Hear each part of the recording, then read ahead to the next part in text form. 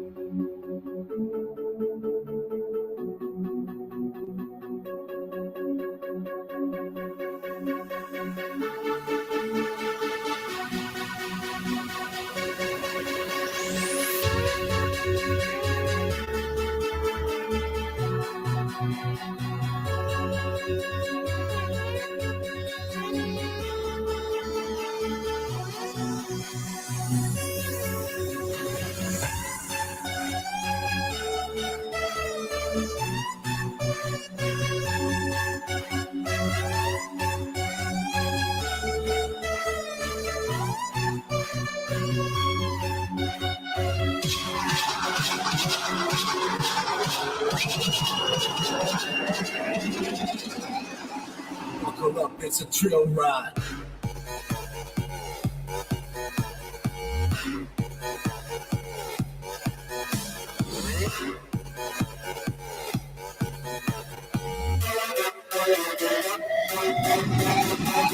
Buckle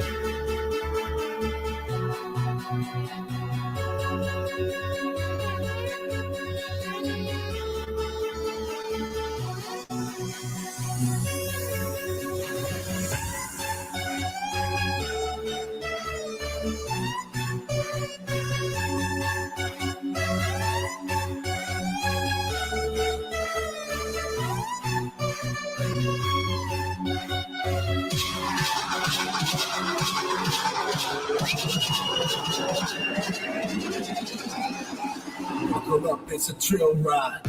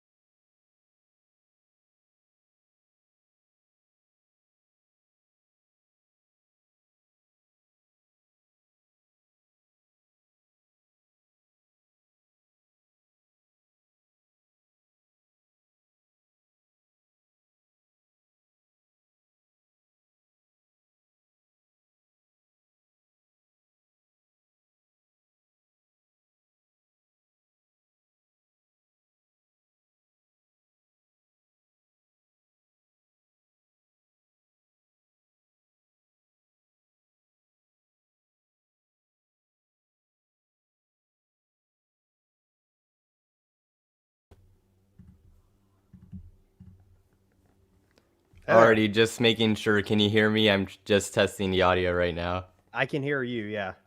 Already. Do I sound fine? Yeah, you sound good. Okay. Alrighty, so, hello guys. Welcome to the 4th episode of Coaster Time. This one was pretty chaotic. I wasn't even sure if it was going to happen, to be totally honest. I actually forgot to disable an audio thing for the song, so it kind of came out weird, but that's alright. Still, like, I'm surprised this was able to happen. And it's really great to have Dale from Coaster Daddy here. I've been wanting, of course, to have him on here or at least collab with him for a while, so it's absolutely amazing to finally have that opportunity. So, with that said, if you could give us a little more about yourself, that would be great. Okay, well, first of all, like you said, I'm happy to be here. I did not think this was going to happen today, but I'm glad to be here. And you can find me on YouTube as Coaster Daddy Official on Instagram, Coaster Daddy on Facebook. I have a Teespring store, which there's links to that in all my social medias. And also, I'm hearing myself echoing. I don't know if it's coming from your end. I think It might have to do with the disable. I don't know if you have disable audio processing on or not, but that's a thing. It's a setting that might be doing it. Okay. Let's see. Yeah, we can work with that. But I guess pretty much, if you are new to these live streams, pretty much what we do here is I go through news, trivia, Q&A, discussions, and more where you, the viewers, can participate. So if you are new, just be knowing that you can have that to look forward to. And I guess if everything's all good, I think we'll head straight into the news. Yeah. Now you're echoing, or wait, shoot, that might actually be from my end. Yeah, it sounds like it's coming like out of yours when I talk. Yeah, because wait, now I thought I disabled it. I did disable the audio processing just now on mine though, so.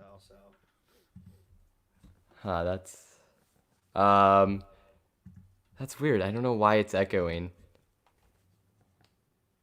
Wait, hold on. I'm sorry.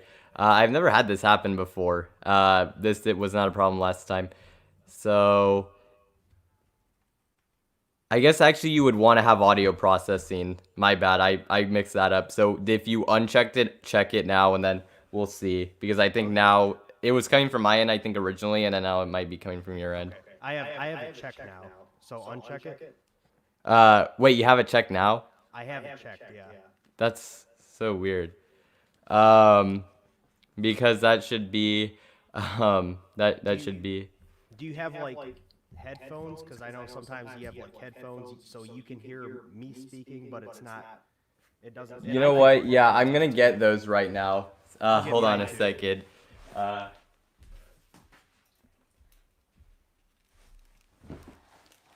think I was messing with the thing, so I'm gonna try that right now. We're true professionals, guys. We got this. We got it. Can you hear me? Now it's, for some reason, it's going through. It's not going through here. I need to change the setting for where the audio is going to. Let's see here. Oh, here we go. All right, now say again. Okay. How's it sound now? Say it again. I put it up louder a little bit. Okay, how we doing? How's it sound? Pretty good. I think maybe I'll switch it around because one of the ears is more. I'm not hearing any echoing now like I was before, so. Yeah, same with me. So sorry about that, guys, but I think we got everything handled. We'll head straight into the news. Like I said, never had that happen before, but new things like with guests. So it's all part of the process, I guess. Happens to the best of us. Yeah. So for the news, White Lightning at Fun Spot Orlando has reopened with its new steel track, GCI retracted. Pretty interesting looking. I've heard it's very smooth. I've heard the other parts of the ride haven't aged super well, like haven't aged super well, like some of the wooden sections. Some people are hoping for more of a retrack. I don't know how I feel about that, but yeah, apparently the steel track's super smooth, so that's great to hear. The next thing we have is that the Happy Ride with Baymax and the Enchanted Tale of the Beauty and the Beast dark ride have both opened at Tokyo Disneyland.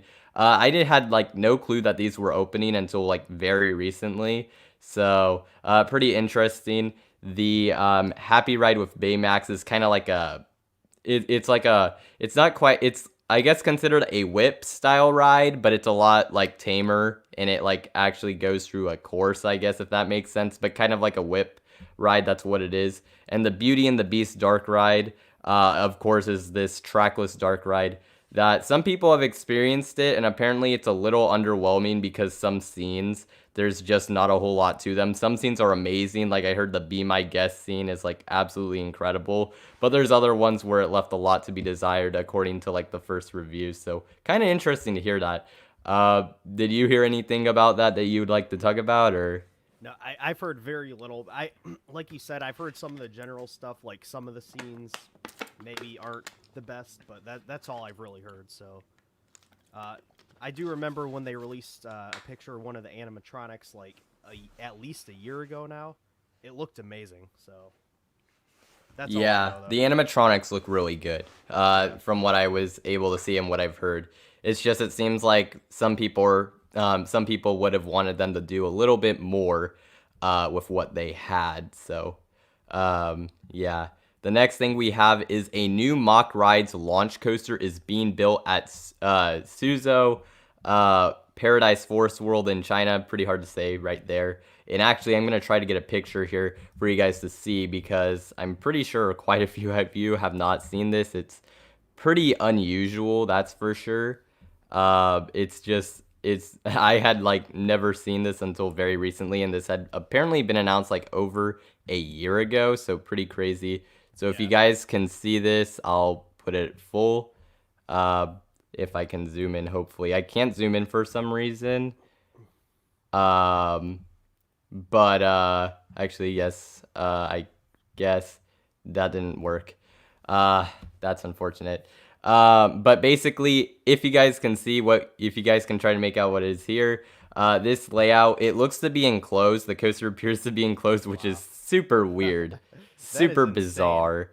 That is insane. We'll see if it actually comes to be there. There's actually track on site. The thing's going vertical, so that's why it's in the news. It literally just went vertical this week. Supports were going up. It'll have blue track, but it's gonna have like a Cobra roll. It looks like it'll have like this spike, so it's probably gonna be a shuttle coaster, like a multi-launch, and some other sort of inversion there toward the end. But it is very strange looking, and it'll be like a custom coaster. But it's definitely something that looks super, super bizarre. Definitely not something I guess that I was expecting to see. It looks so wild. That looks amazing. I'm not gonna lie, that looks amazing. Yeah, it looks awesome. I actually am excited to see. I don't know when it'll open. Some people are saying 2021. Some people are saying 2022. If they're already like going vertical, I would assume next year, but you never know. But that's pretty awesome to see. The next thing, and this is pretty big news, a B&M Standup Patent was found recently. You want to give your thoughts on this? Yeah, I would like to give my thoughts on this, absolutely. Okay, first of all, we don't know, okay? We don't know that this is for the surf coaster. This may not have anything to do with the surf coaster. This may just be a new style of train that they're going to offer for the current stand-up coasters. And I certainly hope that that is what this is, because otherwise, this just looks like a pretty standard stand-up train just with vest restraints. And I don't think those vest restraints are going to help it at all. I mean, all of the pain from the stand-up coasters comes from down below. So, yeah, I don't know. I really hope this is not for the surf coaster. To me, it just wouldn't make any sense if it is. I absolutely 100% agree. I do not think this is for the surf coaster, and I think we talked about this a little bit before, but I think we were kind of thinking it's probably for parks that have stand-up coasters that want to convert them. Two that come to mind to me are Riddler's Revenge and Green Lantern at Six Flags Great Adventure. Just because they have floorless coasters, so either they remove these or remove the other. It's like True, that. yeah. and maybe this is even like a one-off. Maybe just one park wanted this. So I think that's pretty plausible. I do not think this is at all for the surf coaster. It seems Well, like a big risk, I think, to me. and you think about it too from like a business perspective for B&M.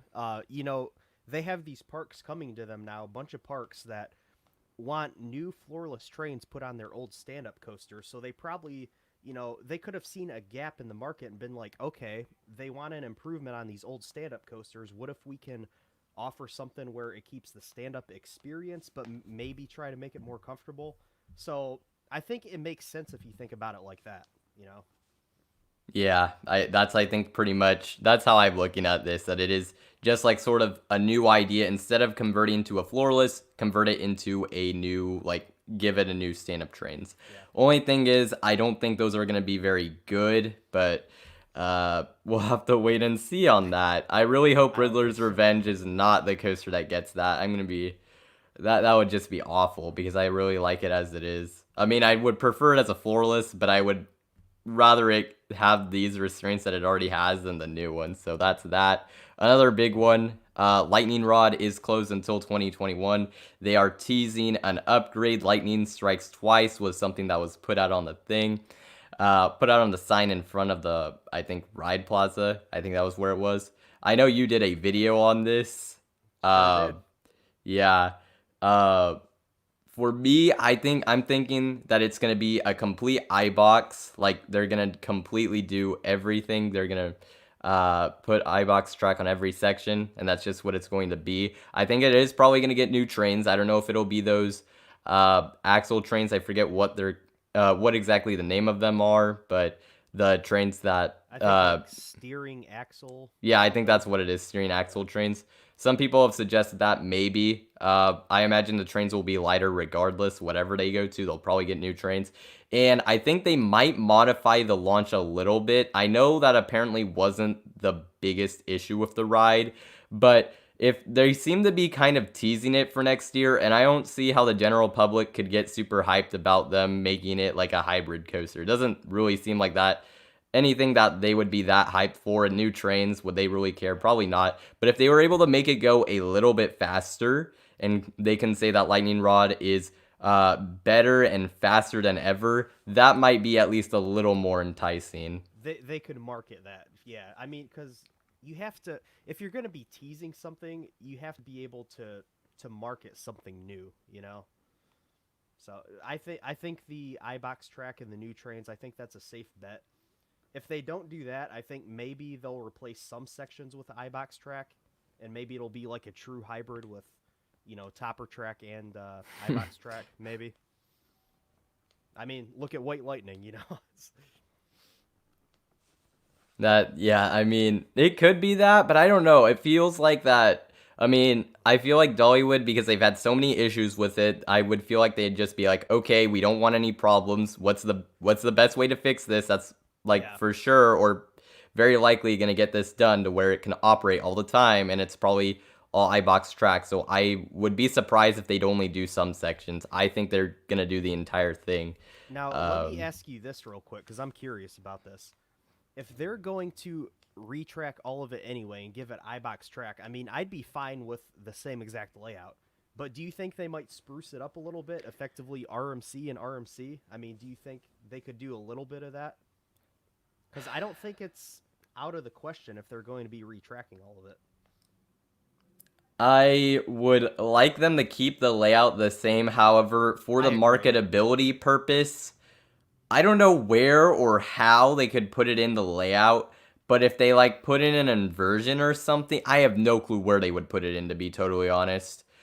I'm sure they could figure it out. But they could probably figure it out somehow.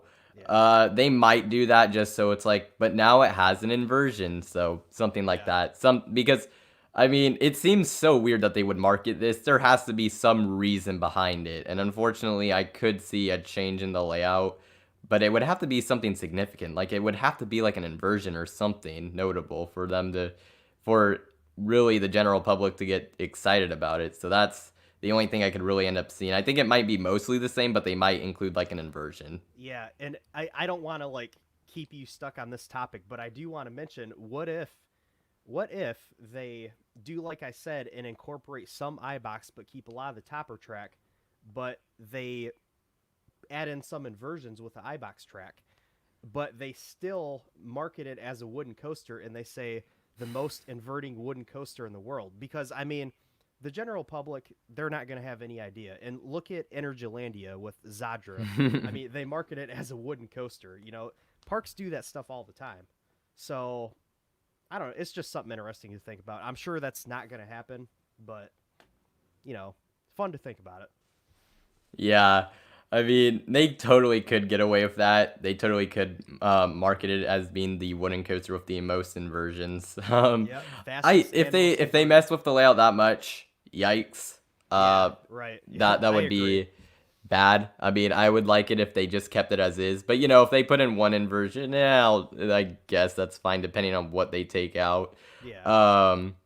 But yeah, we'll have to kind of wait and see on that. That I'm extremely curious about. RMC is gonna have a pretty big year next year, all things considered. So whether, well, I mean, they weren't supposed to maybe necessarily, but now they are because of everything that's happened. Yeah. Universal's Islands of Adventure, they officially announced Jurassic World VelociCoaster with an official trailer. So pretty much getting the big three like topics out of the way. They kind of came back to back to back, which was crazy. Like they all came out at the same time. So, I mean, if you weren't already hyped about VelociCoaster before, I mean, you gotta be now. Like that trailer made it look incredible. The theming that's gonna go into that ride. I'm still a little hesitant to say if it'll be the best coaster of next year or even like the best in the world because I In know the world. I know some people are saying it's a contender for best in the world, but um, I'm still waiting. I'm still there's still some things I'm a little curious about, like just I guess with the pacing in general and everything. I mean, it will probably be great, but uh, there's just a few things I'm a little cautious with. I don't want to get too hyped for it, but it looks absolutely phenomenal. What do you think of it?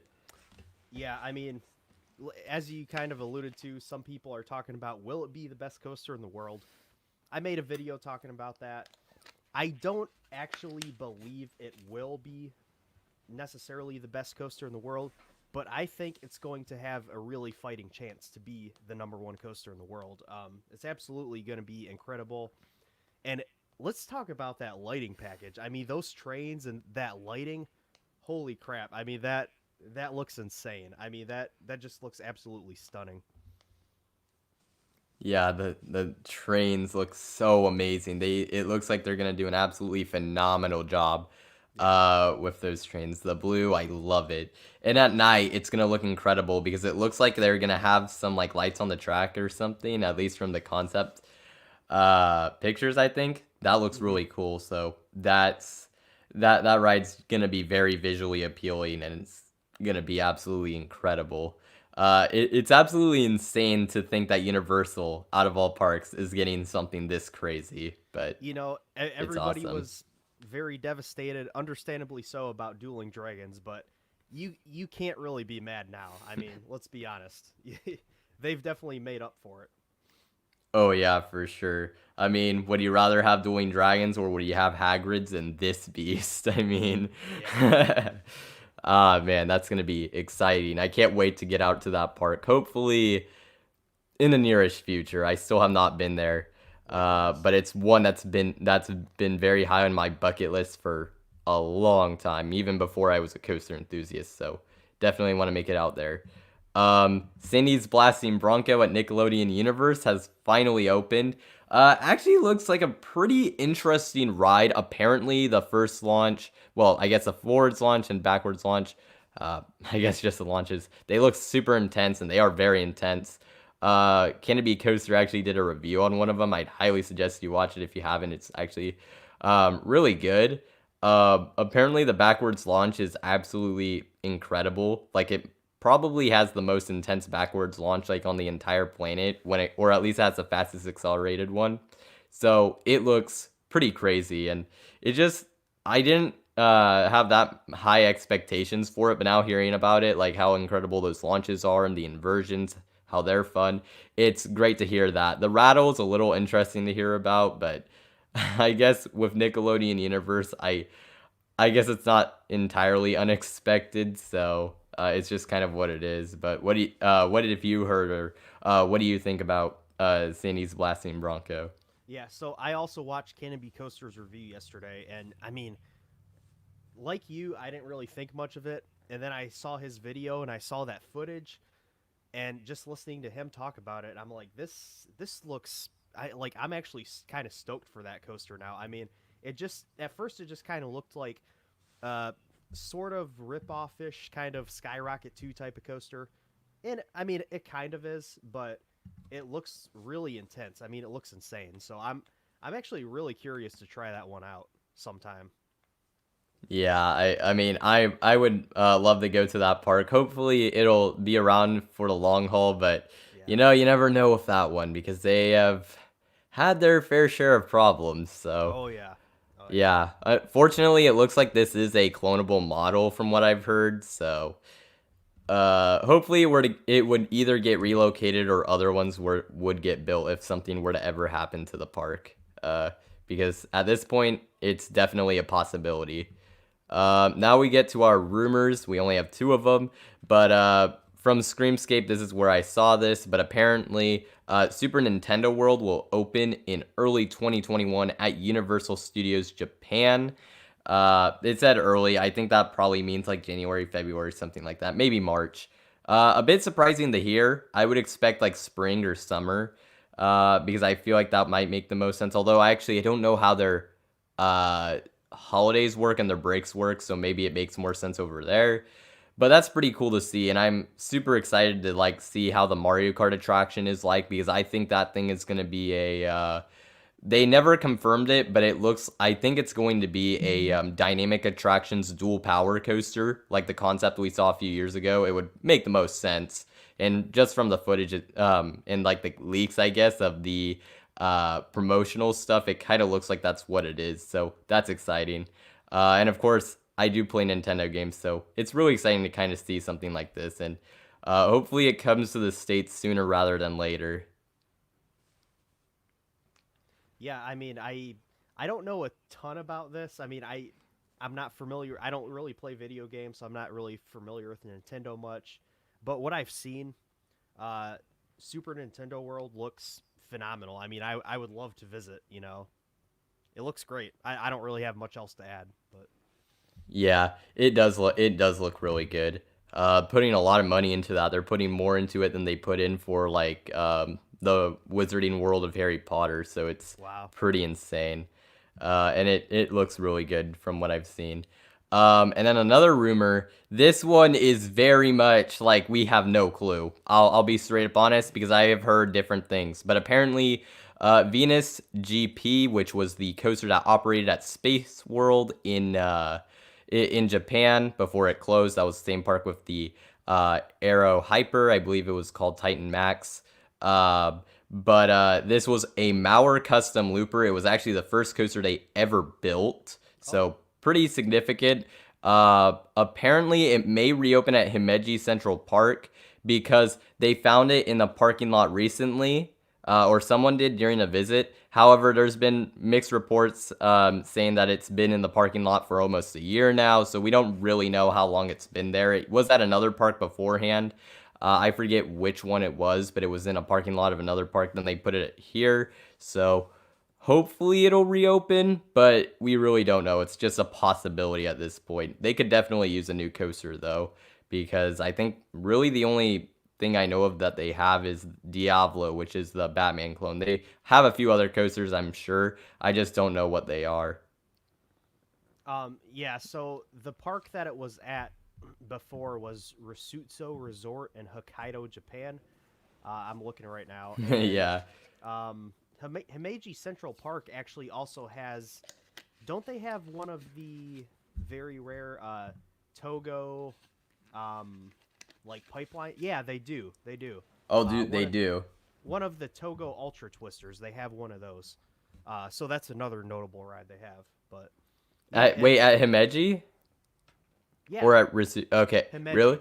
Himeji, Really? yeah. I thought Yeah, maybe I that remember. it was closed when Yeah.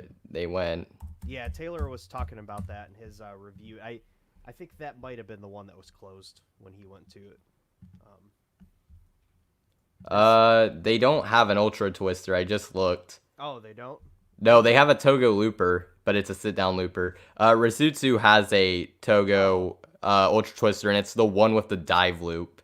Oh. Okay. Yeah, Huh. but Himeji does not have it. I Okay, just looked at it right now. Okay, I'm really mixed up then. Okay. Yeah, I'm pretty sure some people in the chat were letting us know. I'm sure they were. But yeah, all right. So that's everything for the news.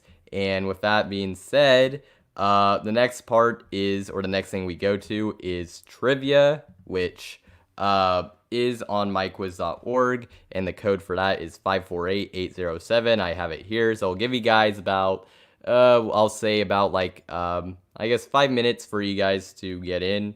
I'll go over there right now just to make sure that everyone will be in about the time I've allowed for you guys to go in. And until then, you guys can ask us questions, and we'll do our best to answer. You can ask a question just to me, you can ask a question just to Dale, or a question for both of us. So think of this, I guess, as a mini Q&A session right now. So yeah.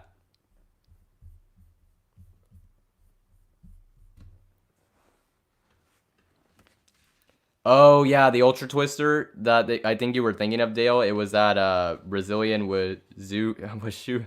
Okay, the Brazilian park, the one with the like bike ride that's like by the cliff. Yeah, I think that's the one I was thinking of for sure. Yeah. Yeah, that was the one that was closed. Yeah. Okay. Yeah, that was the one, because I was like, I don't remember one being at Himeji, but yeah, let's see. Yeah, RCDB, I know that it says that Venus GP is under construction for 2021. That is in no way official. That's how I found out about it, that it had been put in the parking lot recently. But yeah, we should have an Among Us coaster enthusiast game. I haven't even played that yet, so I can't even. That would be interesting for sure, though. But I haven't played it yet, so yeah. What'd I do? Oh, I'm on the wrong document. That's why I was looking for my thing to go in here so I can actually start it when start the quiz when necessary. I was in the wrong thing. Ah, okay. Yep. Alrighty. So. Hold up, did I? Oh shoot, I think I might have, hold on, I think I might have messed this up, because I had it set for 12, I would think that it would work still regardless, oh my, this is not, okay, so, okay, I'll give you guys can ask any questions if you have them, like I said, I'm having issues actually getting the thing up right now. I think I should have it pretty quick, but for some reason I'm having problems. But yeah. Okay, no, I got it out. I figured it out. There was just a issue with the website, but we have that down.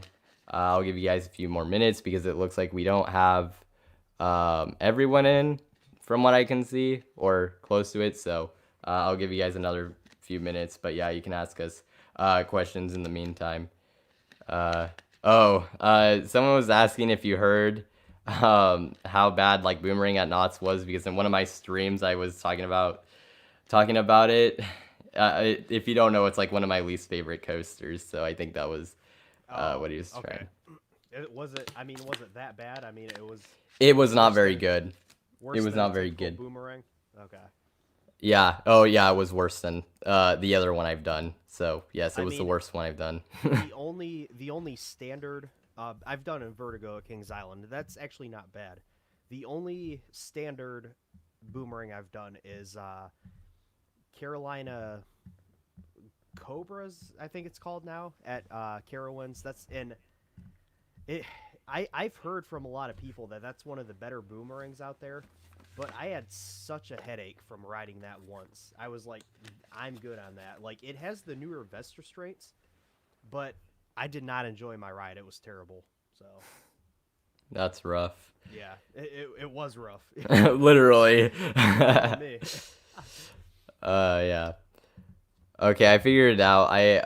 With the thing, now I need to get it on here so I have it ready for screen share. Dale, you can join the trivia if you want. You don't have to, but I have that as an option. Five of you are in. I guess we have 8 people right now. I think I may have confused some people because I accidentally announced like a few minutes before you told me you were gonna be ready. I like actually announced the cancellation, then I backed it up, so of this stream.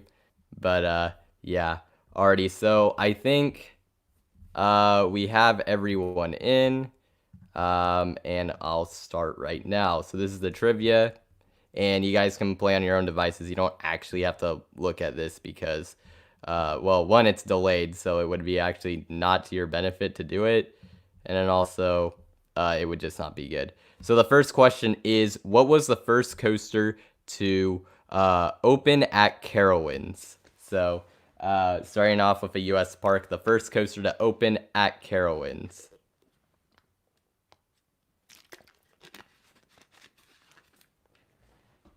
The correct answer was Carolina Gold Rusher. It was the first to open, which is pretty surprising because it's still operating. It actually is older than Thunder Road and White Lightning. It opened in 1973. So pretty incredible that it's been around for, I guess, that long. I mean, there are older Aero Mine trains, but still pretty good in terms of how long it's been around.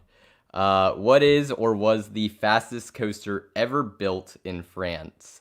There will be one that'll break the record, but of course it has not opened yet, so, and that would be the Parc Asterix, I guess, Blitz Coaster. The correct answer was Rock and Roller Coaster. It's actually right now down because they're transforming it into an Iron Man coaster, but it was the fastest to ever open in France as of now. The third question is, what was the first permanent Schwarzkopf coaster to open in the US? So this is pretty much the first one that RCDB would document because portable ones you don't really know and they don't really keep track of that. So this would be the first permanent one.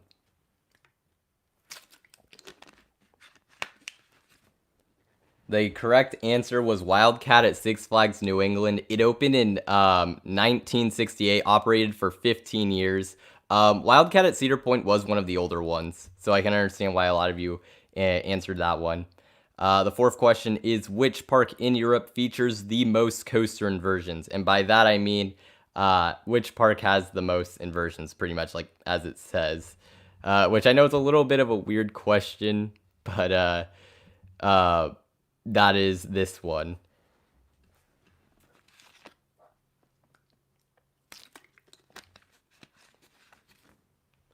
Thorpe Park has the most. I know I had Smiler on there, so I tried to fool some people because I had a picture of Smiler, which is obviously at Alton Towers. Thorpe Park actually has the most with 22. I believe Alton Towers has 20, so they're too short of Thorpe Park, which I guess makes sense. They have the 10 inversion coaster Nemesis Inferno.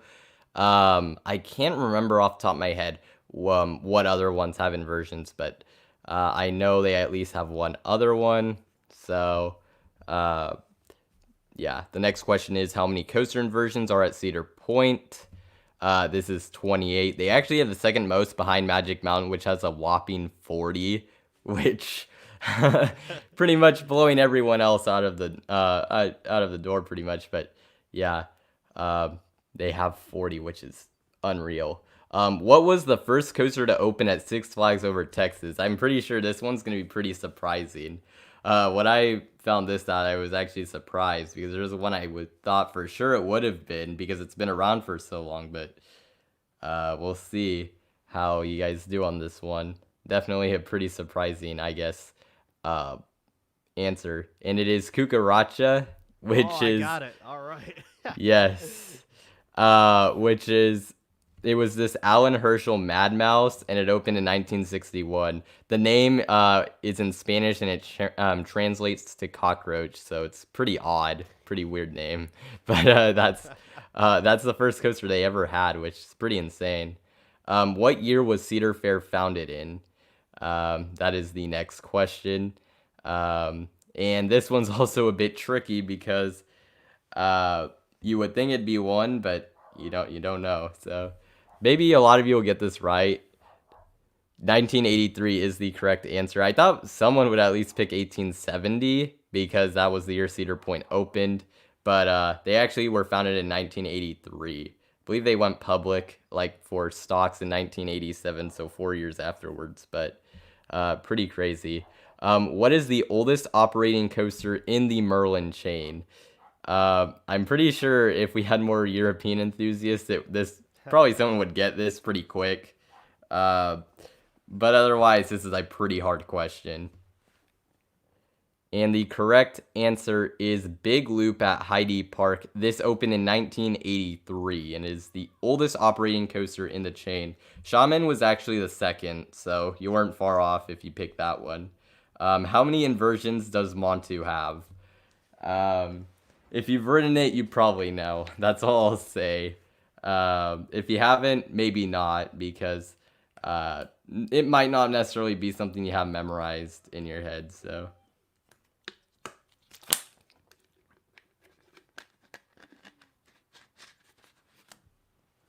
And the correct answer is 7, and everyone got that right, so. And I have all the inversions here. It has a vertical loop, an Immelman, a 0G roll, a Batwing, which is 2 inversions, a vertical loop, and a corkscrew, so 7 inversions in total. What year did Balder at Leesburg open? If you know your if you know the years that coasters came out, this one's pretty easy. But if not, then no. But I guess most people would probably know more of the 2010s. So anything before that, it gets a little more difficult. At least that's how I think of it, because I have like the 2010s down, but anything before, and I just probably don't know. Everyone got it right. 2003. Opened, I believe, in April. Yes, that it says on here. I put that down. In 2003, which is definitely a weird time to open. It seems like. I guess it's not, but it seems like it. The next question is, who manufactured Crush's coaster at Walt Disney Studios in Paris? Kind of random, but it is a Disney coaster, so. Yeah, I've never even heard of this coaster. Oh, really? Yeah. I feel like most people have at least heard of this, and also if you look at the picture, might give you a clue. I might have heard of it, but I don't know anything about it. Yeah. It's a Maurer spinner. If you look at the train, yeah, it kind of makes sense. But if you pick Mack Rides, I can see that. I could see that. How many B&M wing coasters currently operate? This is another pretty difficult one. This number will change as soon as potentially. I think I'll say next year, maybe even a few months from now, because there's at least one that's testing. But this question is, how many B&M coasters are currently operating? And the correct answer is 13. At some point, there will be 16 because there's 3 that are considered under construction or are testing. But right now, we have 13. So quite a bit, actually.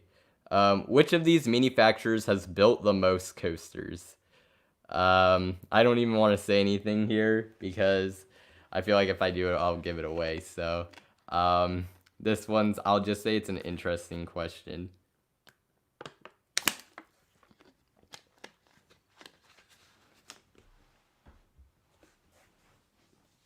And the correct answer is Golden Horse. Believe it or not, they have actually built over 300 coasters, even if you exclude powered coasters. SBF Visa has built over 250, Zero over 180, and Intamin is over 150. So, yeah, and that's not counting relocations. That's just coasters in general, although Golden Horse would win anyways. But, yeah. What was the most recent coaster to open at Flamingo Land in the UK? So, this one, once again, if you're a European enthusiast, this would be probably an easier question. If not, it's very difficult. So, yeah, the correct answer is Hero. This is a Zamperla Volaire, which opened in 2013. They will be getting I believe it's a 10 inversion coaster next year. It got delayed. It was supposed to open this year, but right now, Hero is their most recent. And the last question is, what year did Six Flags Over Georgia first open? Keep in mind, this is one of the older Six Flags parks. Actually, that really doesn't help much considering the answers I put in. But it is one of the oldest. The second oldest, to be exact, because I don't really think that even affects the answers. 1967, everyone got that right. And they actually did open with one coaster on opening day. So, yeah, so that's that. Millie Man won with 82 points, which is incredible. Right. Congrats. Congratulations on winning. Mr. Cola Roaster, second place with 67 points, and Coaster Roaster in third with 50 points. So, all three of you, I'll be giving you a shout out in a community post because that's what I do for these. So, yeah, but great job to everyone who did this. Pretty tough quiz. That's how it usually is. Mine are usually pretty tough. But still, actually, everyone did pretty good, relatively speaking. So, that's actually good to see. So I don't, because there's been some weeks where it's like, I guess, it's like a lot of low scores because I just made it that difficult. I mean, they're going to be difficult, but I don't want to make it too much.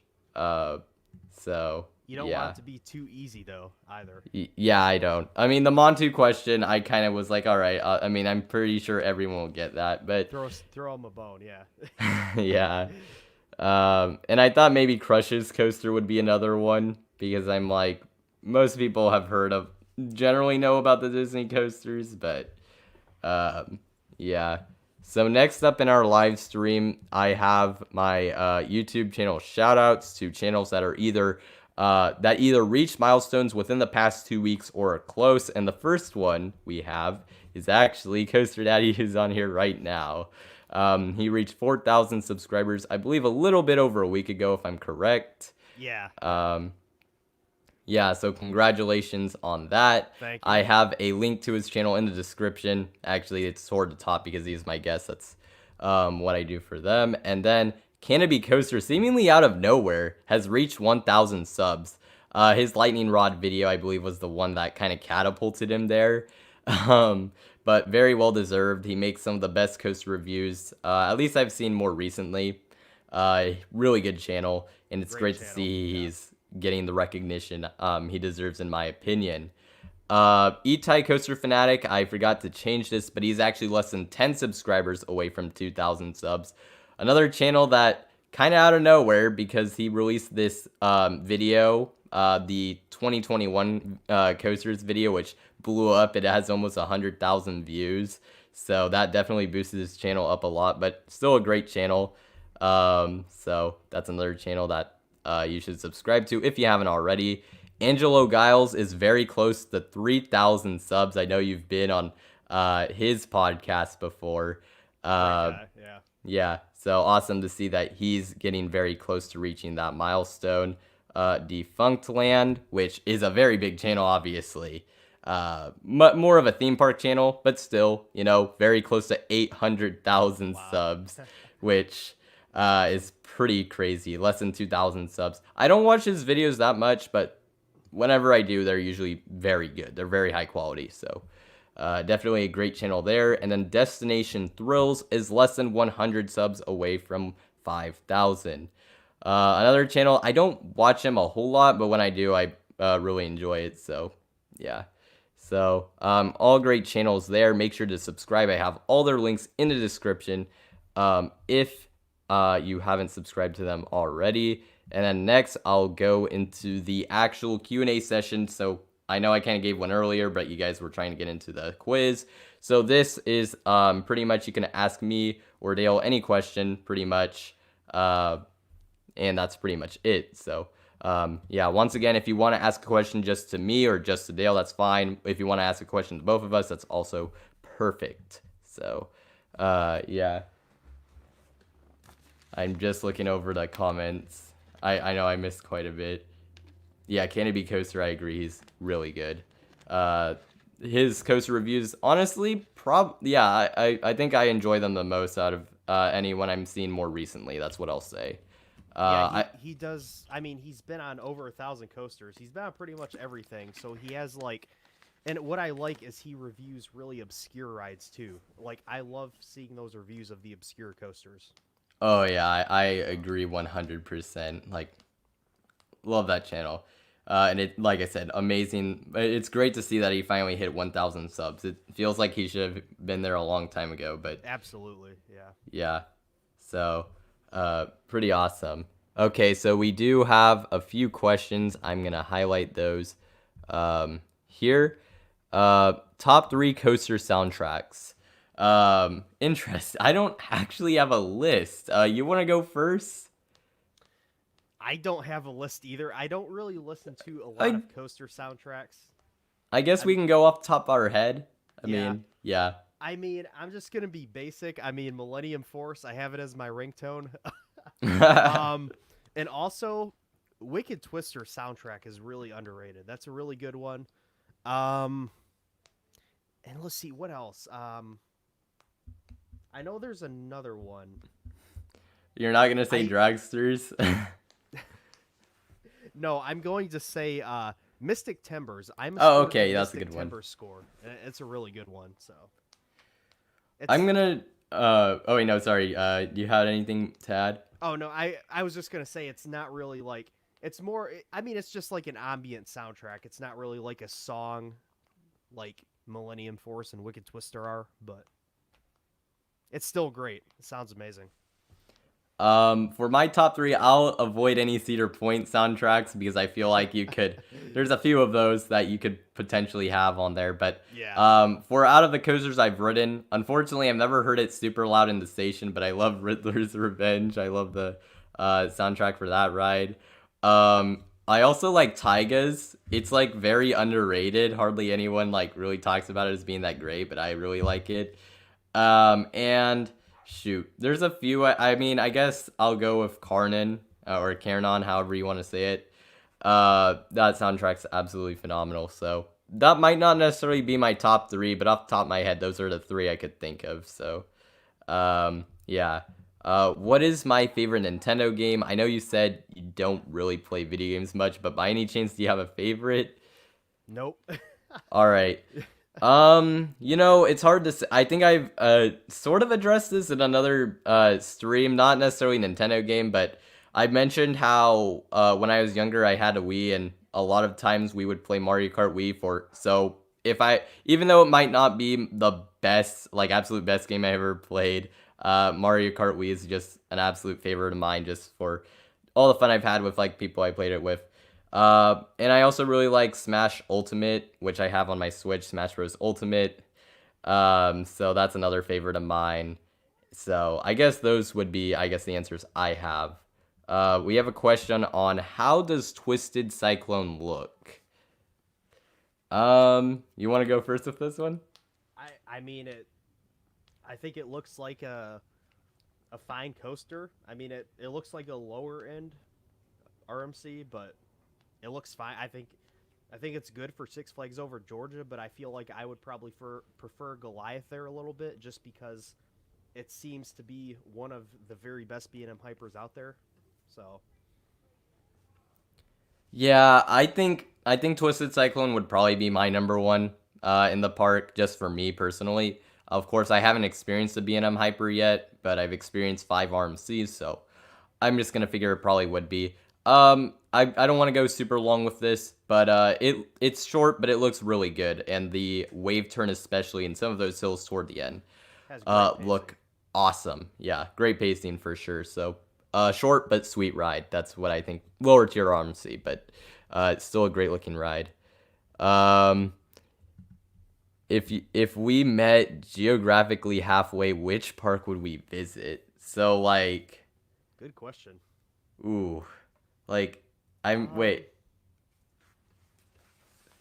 pulling up a map right now to figure out. Yeah, because I'm like, I don't think there's much. Let's see. Lagoon? I was gonna say maybe Lagoon? That's not even like close to halfway, really. Yeah, I don't know what is technically halfway, because I'm in middle of California. You're near Cedar Point. Actually, halfway would be Kansas, so we could do like Worlds of Fun or Six Flags St. Louis, maybe. We could go to, Missouri right there. Missouri and Kansas are, like, right there in the middle, basically. I'll do Silver Dollar City. Maybe Colorado, but I do not want to meet at Elitch Gardens. I'm sorry. Glenwood Caverns. Okay. That'd be a pretty cool one. Okay, I'd like that. I'd like that. Elitch Gardens, no. I don't even know if I want to go to that park before they have to move or whatever happens with that place.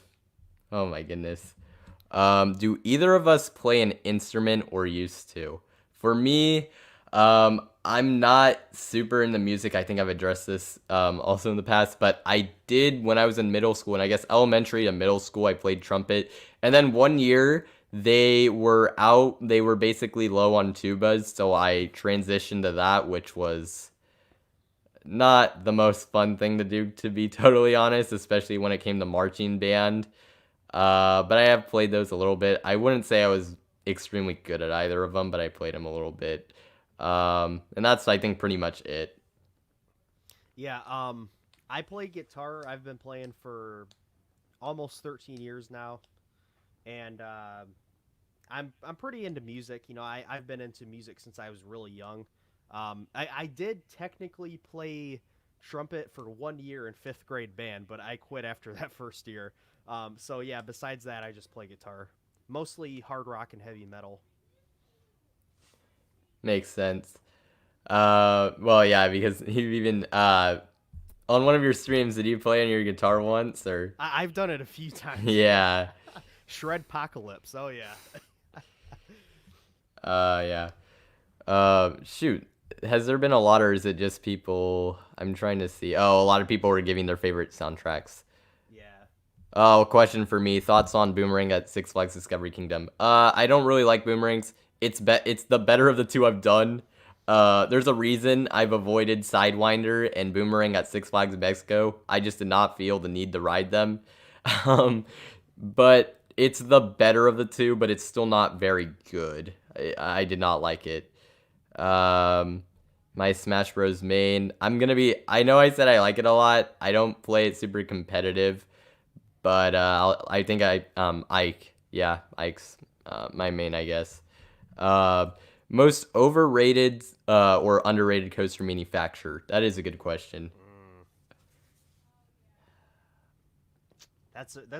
I hate manufacturer questions because for me with manufacturers, it's like you can look at it subjectively or objectively, and it's like you have to think of, like, to me it's almost impossible, I feel like, to answer manufacturer questions. But if I have to pick, and I mean, you're really forcing me to pick something here, I'll say that overrated, maybe RMC, and then underrated, I feel like Zero, maybe. Because I feel like Zero does a lot of... They're not necessarily that innovative, but I feel like they have a lot of cool different types of, like, family coasters and new concepts that they're pulling out nowadays. I kind of agree with those two. I think for overrated, as much as I love RMC, I think I'd have to pick it just because, Yeah. Everyone, it seems like they're almost everyone's favorite manufacturer at this point. And then underrated, Zero is a decent one to pick. Shoot, honestly, I would say Togo, and I know that sounds crazy, but really everyone trashes them because their coasters in North America, they weren't necessarily the best, at least the ones that stuck around to where people could ride them. But it seems like their coasters in Japan, for the most part, are at least solid rides. Like, they're okay at worst. Well, there's a few that I guess that are not so much, but for the most part, they're at least fine. They have some pretty cool ones, like the Ultra Twisters, Bandit, Fujiyama, another one I'm gonna mention later, but yeah, that's. Bandit and Fujiyama look amazing. I would love to ride those. Oh yeah, they look great. Let's see, any more questions on here? Have I ever listened to Aerosmith music before? Probably not intentionally, but probably yes. I have. I mean, I used to listen to a lot more of like classic rock when I was a lot younger, but I'm not really into it that much anymore. I mean, Aerosmiths, they're good for what they are, you know. You win a trip to Japan with a 2-day visit to one park. Which do you choose? This one is pretty easy for me, to be totally honest, and I know different people are gonna have different picks. But honestly, if it's for free and everything, I'm picking Tokyo Disney Sea, like without a doubt. So that's my pick.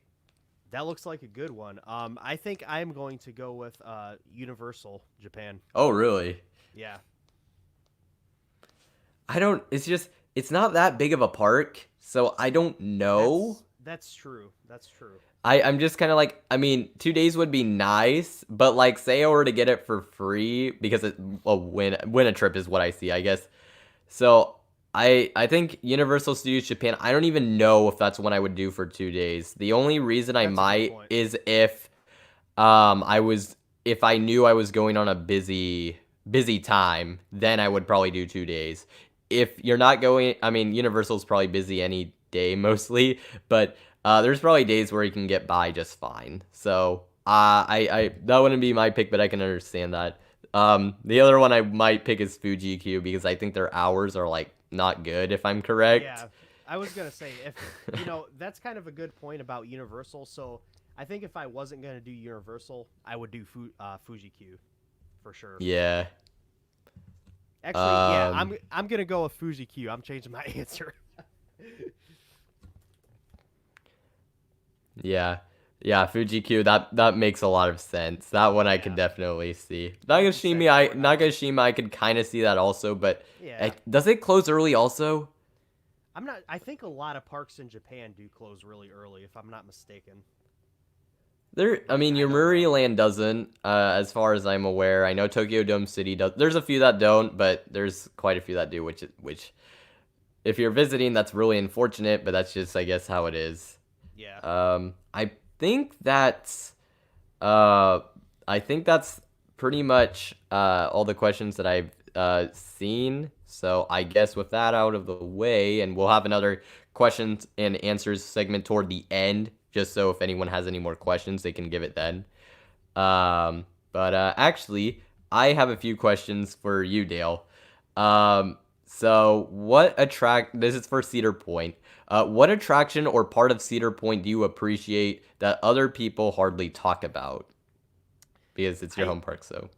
I think that Frontier Trail is a really nice area of the park. It's just like it's kind of a nice escape from the rest of the park if you just kind of want to chill out for a little bit. There's no rides back there, but it's just it feels very historic, it's a very old section of the park, and they've kind of preserved that, unlike the rest of the park where they've like taken out all the trees and everything. There's a lot of foliage back there, so you can go get some shade. You can just escape from like the hustle and bustle of the regular, park. It just feels like you're kind of like going somewhere else when you go into Frontier Trail, and you can just chill out for a little bit. So yeah, I think Frontier Trail is a really nice piece of Cedar Point history that's still preserved. Yeah, I can definitely understand that. And my second question I have for you is, what is your favorite non-coaster attraction? Yeah, I'm probably gonna have to go with Chaos at Waldemere because it's like one of those Zamperla. I think it's a MIDI Discovery. It's like a small pendulum ride and it goes upside down. But I mean, that thing has ridiculous hang time. I mean, you're hanging up there at some points for like probably like close to 10 seconds. I mean, it's insane. I love that ride. A lot more intense than I was expecting. Yeah, I mean, Chaos looks pretty insane. Those rides in general, that model, it looks pretty crazy. It's way better than the huge pendulum rides I've been on. It's way better than those, in my opinion. Oh, we do have a question. I totally missed this. But apparently, Coaster Hour and Coaster Daddy, as theme park fans, do you guys see Disney ever expanding again in the U.S., or would they open more theme parks around the world before that happens? I don't think we're gonna see more parks in the U.S., to be I don't totally see it. honest. Well, at least not. Maybe they might add one at a resort. Even that I think's unlikely.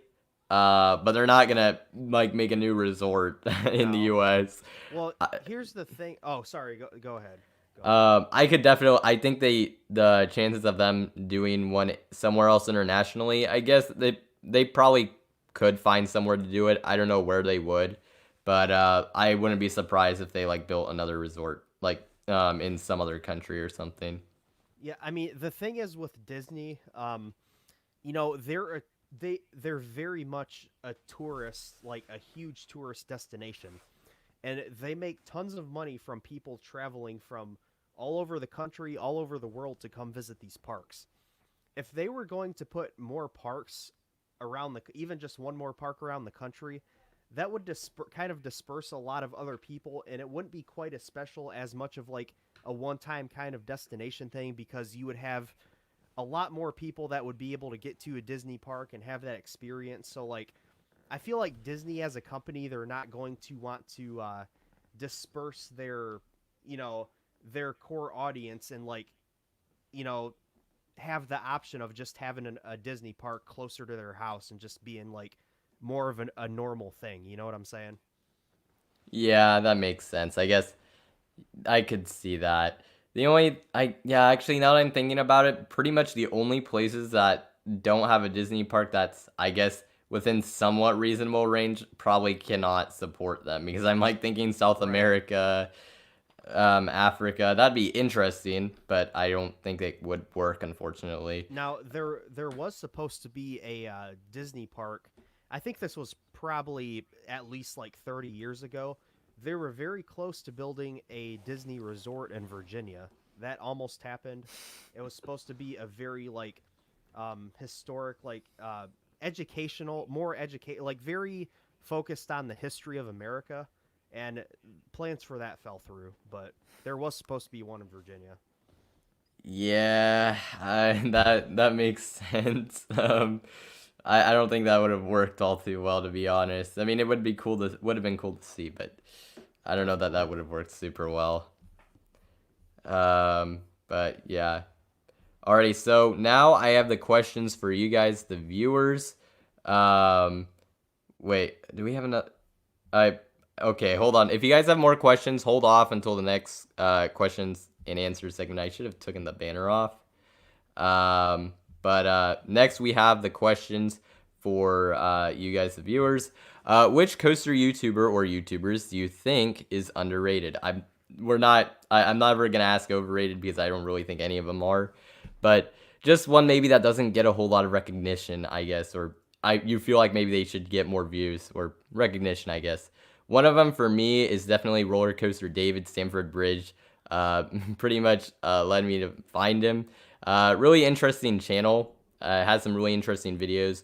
Like his coasting into series is interesting, and his VR like coaster videos were really cool. Like where he went to pretty much different parks around the world, kind of looked at it, but in VR. That was interesting. So his channel is definitely really good. I had Canopy Coaster also, but of course he just reached 1,000. But still, I feel like he deserves more. So those are my two picks, I guess, for right now.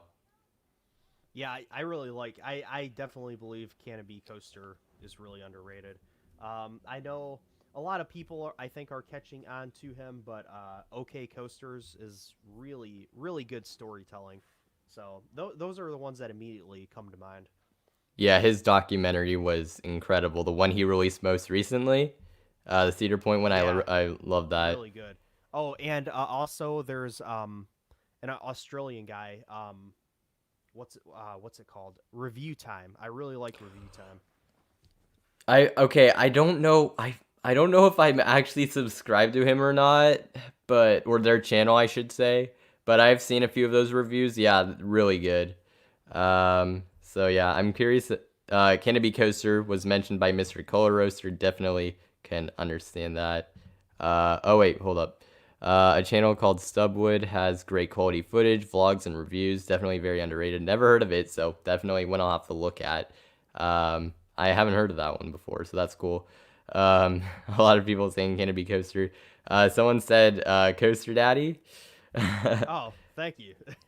Anthony said that. Coaster Josh. That is a newer channel, so it kind of makes Yeah. sense. Really underrated, yeah. Yeah, his videos are really good. I agree. Coasting with Culture. Okay, I did see a few of his videos, or their videos. I think I watched the Hong Kong playlist. Really good videos. I can kind of see though why it hasn't caught on, because there's probably not. It's kind of tough because he does videos where he goes to parks, but also like other tourist destinations, and that might be the problem. Like I don't know how to explain it, but there might not be a lot of people that, or I guess coaster enthusiasts, that are maybe as interested in like the other stuff. So, but his channel is really good. I need to watch more of his videos, but yeah, Coasting with Culture, really good. So yeah, we're not talking about overrated channels. I want to specify that there is, I don't really want to say that a channel is overrated. That's not what I want to do. So yeah, Mr. Cola Roaster is very underrated. So I guess if that's all we got there, the second question I have for you guys is, what was the coaster that you think got you into coasters? I know for me, I've kind of answered this differently in the past, but pretty much, I know I've mentioned that it's Pandemonium that was at Discovery Kingdom, and that's sort of right, but really the coaster that got me into becoming a coaster enthusiast, that got me over my fears of coasters in general, the one that made me like lose my fears and never look back, was really Montezuma's Revenge at Knott's Berry Farm. Got over my fear of heights, launches, and inversions all in that one ride, and I was pretty much a coaster enthusiast from there on. So that's the one that got me into coasters. For me, it was Blue Streak. Blue Streak is the one that I decided to ride when I finally started thinking about jumping on bigger roller coasters. I got on that, and I was terrified at first, but I became obsessed right away. So that one's pretty much, I think, perfect for like the coaster to get you into that. That's like pretty much its purpose. So yeah, very good to hear that. And a really cool ride. I enjoyed my ride on it. I love Blue Streak. Yeah, Blue Streak. I mean, I feel like, I don't have it super close by, but if you go to Cedar Point and you don't ride Mean Streak, like at least, not Mean Streak, what am I saying? No. If you don't ride Blue Streak at least once, like, I feel like you're kind of missing it. I feel like kind of your visit isn't exactly complete because it's such a classic. Blue Streak and Magnum are those rides for me. I just feel like I have to ride it every time. So yeah, I'm not the biggest fan of Magnum, but it's still a great ride. It's still a fun ride, I'll say. 0 credits remaining. I think we've had it mentioned on here, so yeah. Really, really good channel. Very underrated. Thanks for bringing that up. Yeah. I need to watch this video still. So good. So let's see. Oh, Joker at Six Flags Discovery Kingdom. That's a pretty good one. Yeah. I actually rode Roar before it was RMC'd. I have 2 credits of coasters that before they were RMC'd, which I'm happy with. Roar and Colossus. Roar was pretty fun, but definitely Joker is a massive improvement, and that's a really good ride to make, like pretty much get you in the coasters. That one's really good. Even if it's not one of the best RMCs, still an amazing, incredible ride. A few of them: Viper, Ride of Steel, Vapor Trail, Manta, and Millie. Interesting. So I guess it probably you worked your way up is kind of, I think, what I'm getting at. Colossus at Thorpe Park. Nice. Oh wait, I thought of it. Well, that's still a pretty cool coaster. I thought of Heidi Park for some reason, but the one at Thorpe Park, I know it has mixed reviews, but it still seems like a pretty cool ride. Gold Rusher, Revolution, Colossus. Oh, Gold Rusher is fun, and Revolution, it's also a fun ride. Colossus, I rode it toward the end of its lifetime, so I was not a big fan of it. I think if I rode it earlier, it would have been so much better. It's really sad. That coaster seemed a lot better in its earlier years than it was later. It was not good when I rode it. I only ever rode it backwards though. Yeah. Oh, Sea Dragon at the Columbus Zoo. Have you actually ridden that one? I don't know. I haven't ridden it, unfortunately. Oh, really? But I know it's like It's a lot like the little like Woodstock Express. It might even be. I think it's pretty close to the same layout. It's something really similar. It's one of the oldest coasters in Ohio. I know that. I think there's one that's older. I know I've asked it as a trivia question too, and I can't remember. I think it's one at Memphis Kiddie Park. Yeah, it's the only one at Memphis Kiddie Park. It's actually like the second. Didn't we talk about this? It's like We talked about. Oh no, yeah, we talked about this. I think it's the second oldest steel coaster. The oldest one is at Conneaut, which. Yeah. So yeah, the one at Memphis Kiddie Park's the oldest, but still that one looks pretty solid. It looks pretty solid. Coaster, Sea Dragon. Let's see.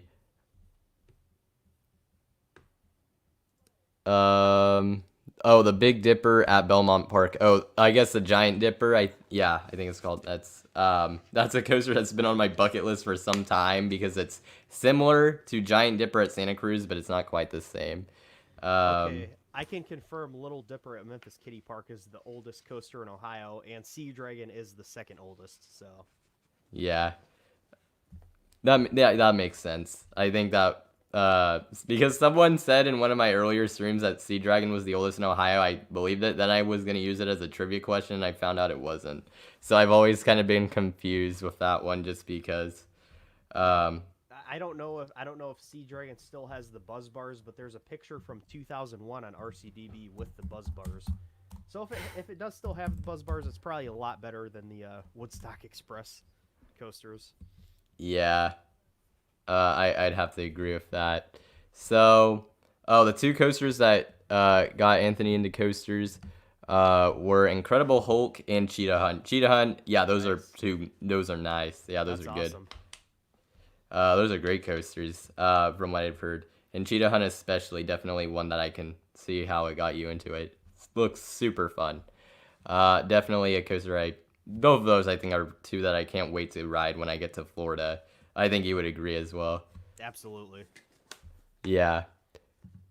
The next question we have is, let's see. The next question we have is, what is your favorite manufacturer based on the coasters you have ridden? Like pretty much based on what you've ridden. I know you said you didn't like manufacturer questions. I do not. I mean, I will say, for me, it's the basic ones, though. You know, Intamin, B&M, RMC. You know. Yeah, those are like pretty much the major ones to me. It's RMC. I've only ridden 94 coasters, but 5 of them are RMCs, and those 5 are in my top 11 overall.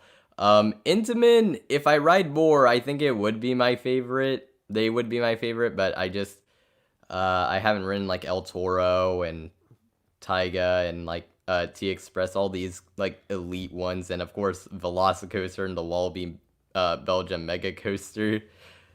Oh man, those are. I just hate like answering, you know, what manufacturer is your favorite, because to me, you can't really compare them. They all do something totally different. They all do have different things that they do extremely well. So to me, it's like you're comparing very different ride experiences, you know, because they all have different things they focus on. That is true. Yeah, I can agree with that. That's pretty much true for the majority of coaster manufacturers out there, unless you're a knockoff. Yeah, there's outliers, you know. But even like some of those knockoff companies, like I know Golden Horse, they have a few coasters that they are actually unique to them. Like they have inverting spinning coasters that actually have unique layouts, so those are cool. But you just kind of wish they did more of that, or did more of their unique stuff. They have a dive coaster that has B&M and Intamin track. I've mentioned it on here a few times. I think I came out on here and said that it's my most anticipated like actual dive coaster. I don't think it even has a holding brake on it, does it? Well, then automatically it's better. Yeah. I mean, I forget if it does. There's so little footage of it out there that it's like. but it looks so weird, but it looks so unique, so I want to experience it. But yeah. All right. So based off what Mr. Kohler Roaster has written, Gerstlauer and B&M, you're up, so I can definitely see that for sure because you guys have all the good Gerstlauers, it seems like, or most of them. Intamin, yeah, Intamin, you can't ever go wrong with them. They're incredible. Intamin and Gravity Group, interesting. Gravity Group has some. I haven't ridden any, unfortunately, but I know they have some incredible coasters. I mean, you have Ravine Flyer 2, Voyage, Hades 360, Boardwalk Bullet, Darling Dragon, Cuckoo Lane. There's like so many of them that are like really good. So I can definitely see that. RMC and Intamin, yeah, I think a lot of people are gonna have that because that's like the top two for a lot of people. Um, but yeah, GCI based on Gold Striker. Gold Striker, when it's running well, that thing is incredible. When it's not, yeah, it does leave a little to be desired. But when that thing's running well, that Gold Striker is incredible. And GCI in general, I do like them, so definitely can understand that one.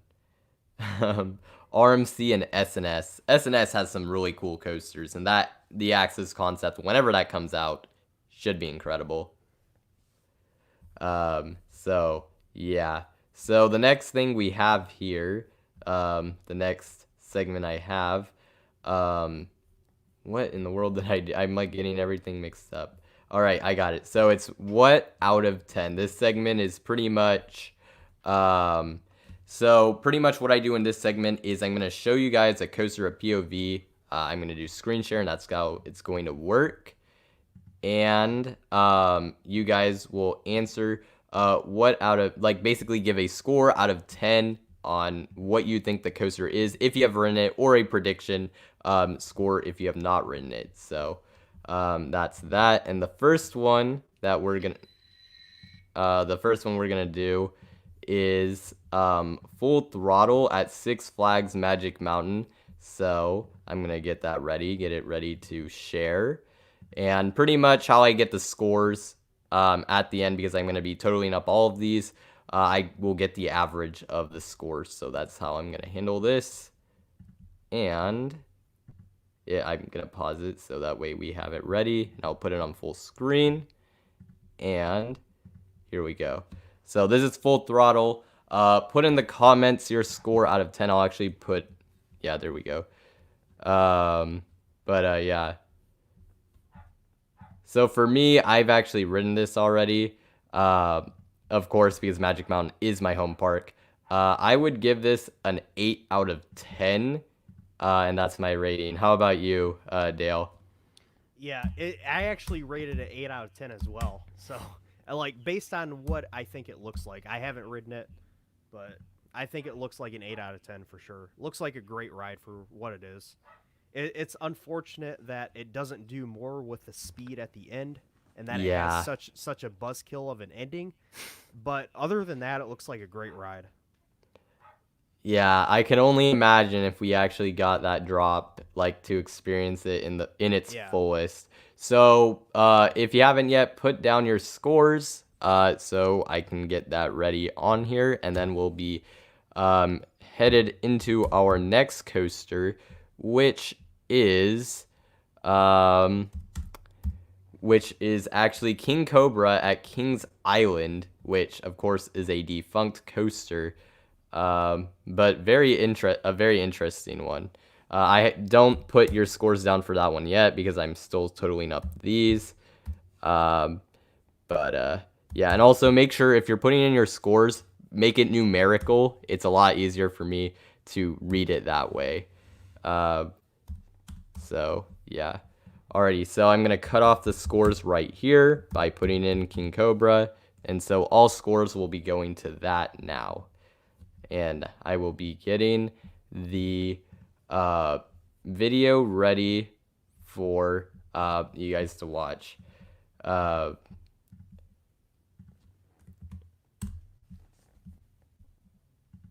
here it is. Hopefully you guys can see well.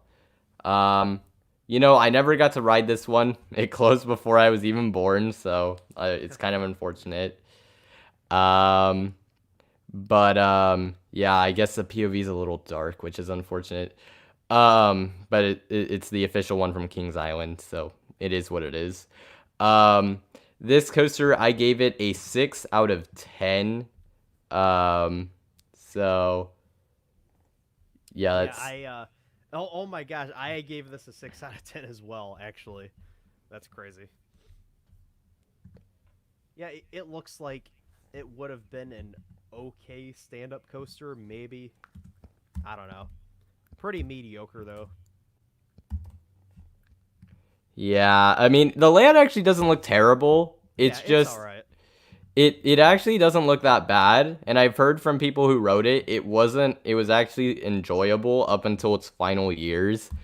It's just it didn't look that great either, so I'm not gonna give it that high of a score because it never was really anything that was that incredible. And I mean, six is still a pretty solid. That's actually a pretty good score. I mean, I gave it a 6. Like, that's not too. I don't think it looks terrible. It just doesn't look fantastic, you know.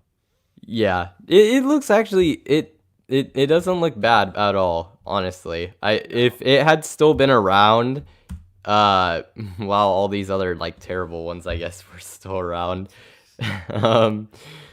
maybe people would have a little more respect for Togo, or at least, I guess they wouldn't be as criticized. Yeah. Because honestly, it looks like it's pretty solid. So, yeah, it does look like it has some airtime moments. I don't know how comfortable that would be. Yeah, and then somebody mentioned too the trick track. Yeah, it has that trick track moment, which is hilarious. The layout's kind of wacky, but it is. You gotta love it. So that I'll give you guys your last opportunity to get your scores in for King Cobra. And then our next coaster is actually Phoenix at Toverland, the B&M Wing coaster, which is a very interesting coaster. Very I'll say, in my opinion, it's a short but sweet ride. So yes, that's pretty much my description of it. Yeah, I watched the POV of this recently, and I couldn't believe like how I forgot how short it was. It's only like 34 or 35 seconds drop to break. I'm like, holy crap, that's really short. But it looks like a great wing coaster. Yeah, it does look great. So I'm gonna put that up on here. This POV is from Coaster Hipster. So another great channel. Underrated channel, yeah. Yeah, another underrated channel. But here it is, yeah, Phoenix at Toverland. Now for this one, I also gave it an 8 out of 10. It's short, but it looks really solid. And an 8, it's like a really, really solid coaster, very good. So I gave it an 8 out of 10. I give it an 8.5 out of 10. I just think that Phoenix does everything a wing coaster is supposed to do well. I think Phoenix does extremely well with all of that rock work, the beautiful presentation. It has lots of really low to the ground turns. It looks like it's executed really well. Yeah, it does look very good. Yeah, so like you said, even though it's short, it does look executed very well. So, yeah. So let's see. A lot of high scores here actually. It seems like from people. Stanford Bridge, who's actually ridden it, says he was a little disappointed that it was brand new and it already had a rattle, but that's interesting. Yeah, that is disappointing. I mean, it's, for a B&M Wing, that is surprising. Yeah. I would not have expected that at all. Oh, Coasters for Life says Phoenix is boring. Why is it boring? I would like to know. Interesting. Well, I mean, it does seem it does seem to have some forces, but it's not. Yeah, I mean, it's a wing coaster. It's not gonna have the most crazy forces out there. Alrighty, so I'll give you guys a last chance to put in your scores, and then the next coaster we'll get to is the one and only Helix at Leesburg, which, I mean, this coaster looks phenomenal. So, yeah, so I'm going to put that down here in the comments, and all scores will be going to Helix from I guess here, from this point forward. So, yeah, this one is looking pretty tight, in terms of like the, I guess, scores for right now. So that's good, to see. Very tight between the number 1 and 2 spots in terms of, the scores right now. So this is, of course, Helix at Leesburg. Pretty sure you've all seen this POV at one point or another. I gave this one a 9 and a half out of 10. Not quite a 10 out of 10 because it doesn't seem to do. I don't know that it does anything that makes it like an absolute world-class coaster. I mean, it does a great job using its terrain, and the inversions and the airtime look incredible. It's just, I don't know that it really absolutely wows me, I guess, maybe as much as some other coasters, but that's like really nitpicking. It still looks absolutely amazing. Yeah, 9.5, you definitely can't get much better than that, but I did give it a 10 out of 10.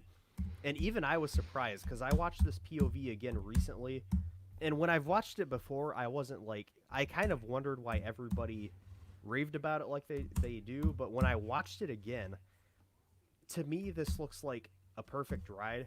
It's really special. I mean, there's not really anything else really like this out there as far as this actual type of coaster, using the terrain and the natural rock work that it interacts with.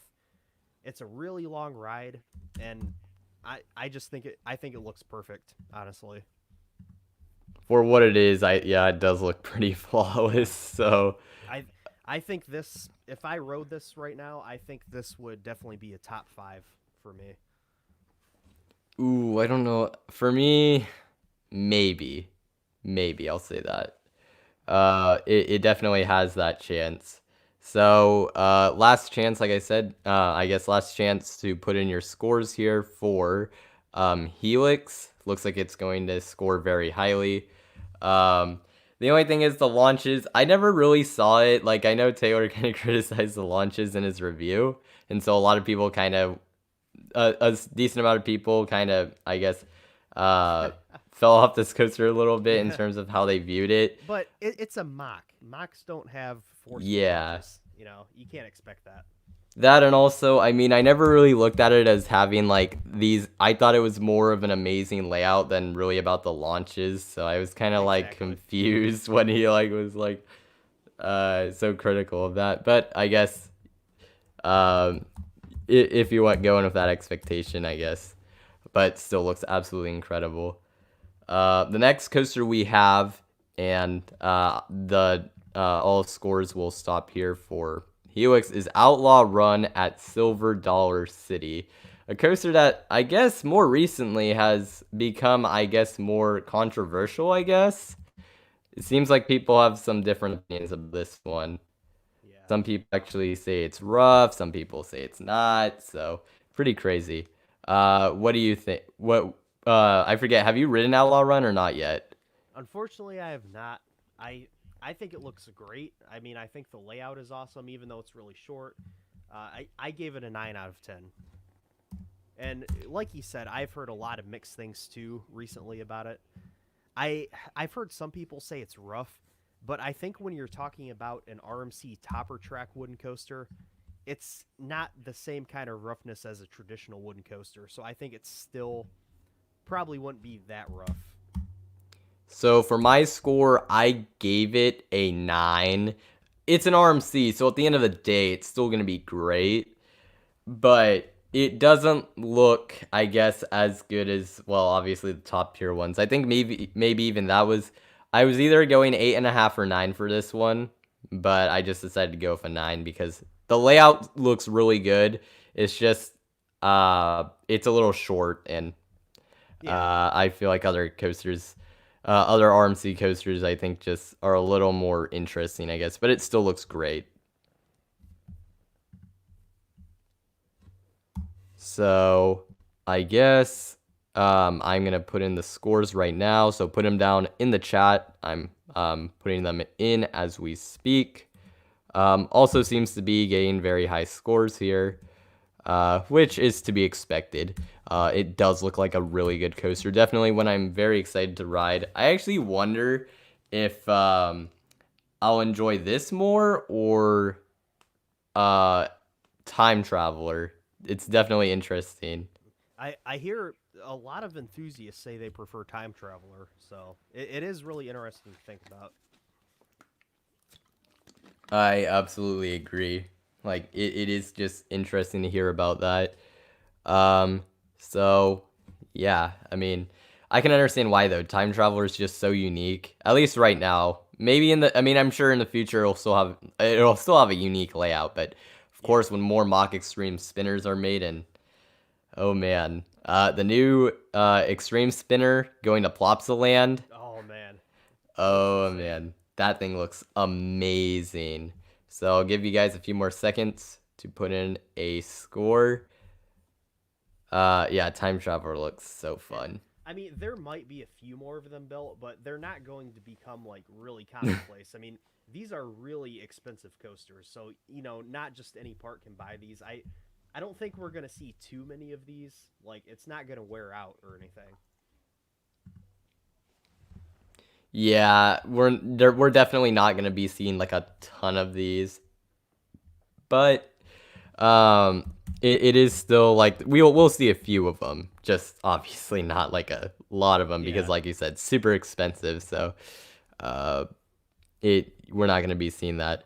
Alrighty, so now if we can come back here, I have all the scores in, and so we'll be basically I calculated the average for what everyone put in the chat, and that is how we got our scores. So in 5th place for this what out of 10 I guess coaster tournament, we have King Cobra at Kings Island with a score of a 5.81. Not bad actually, for last place, not bad at all.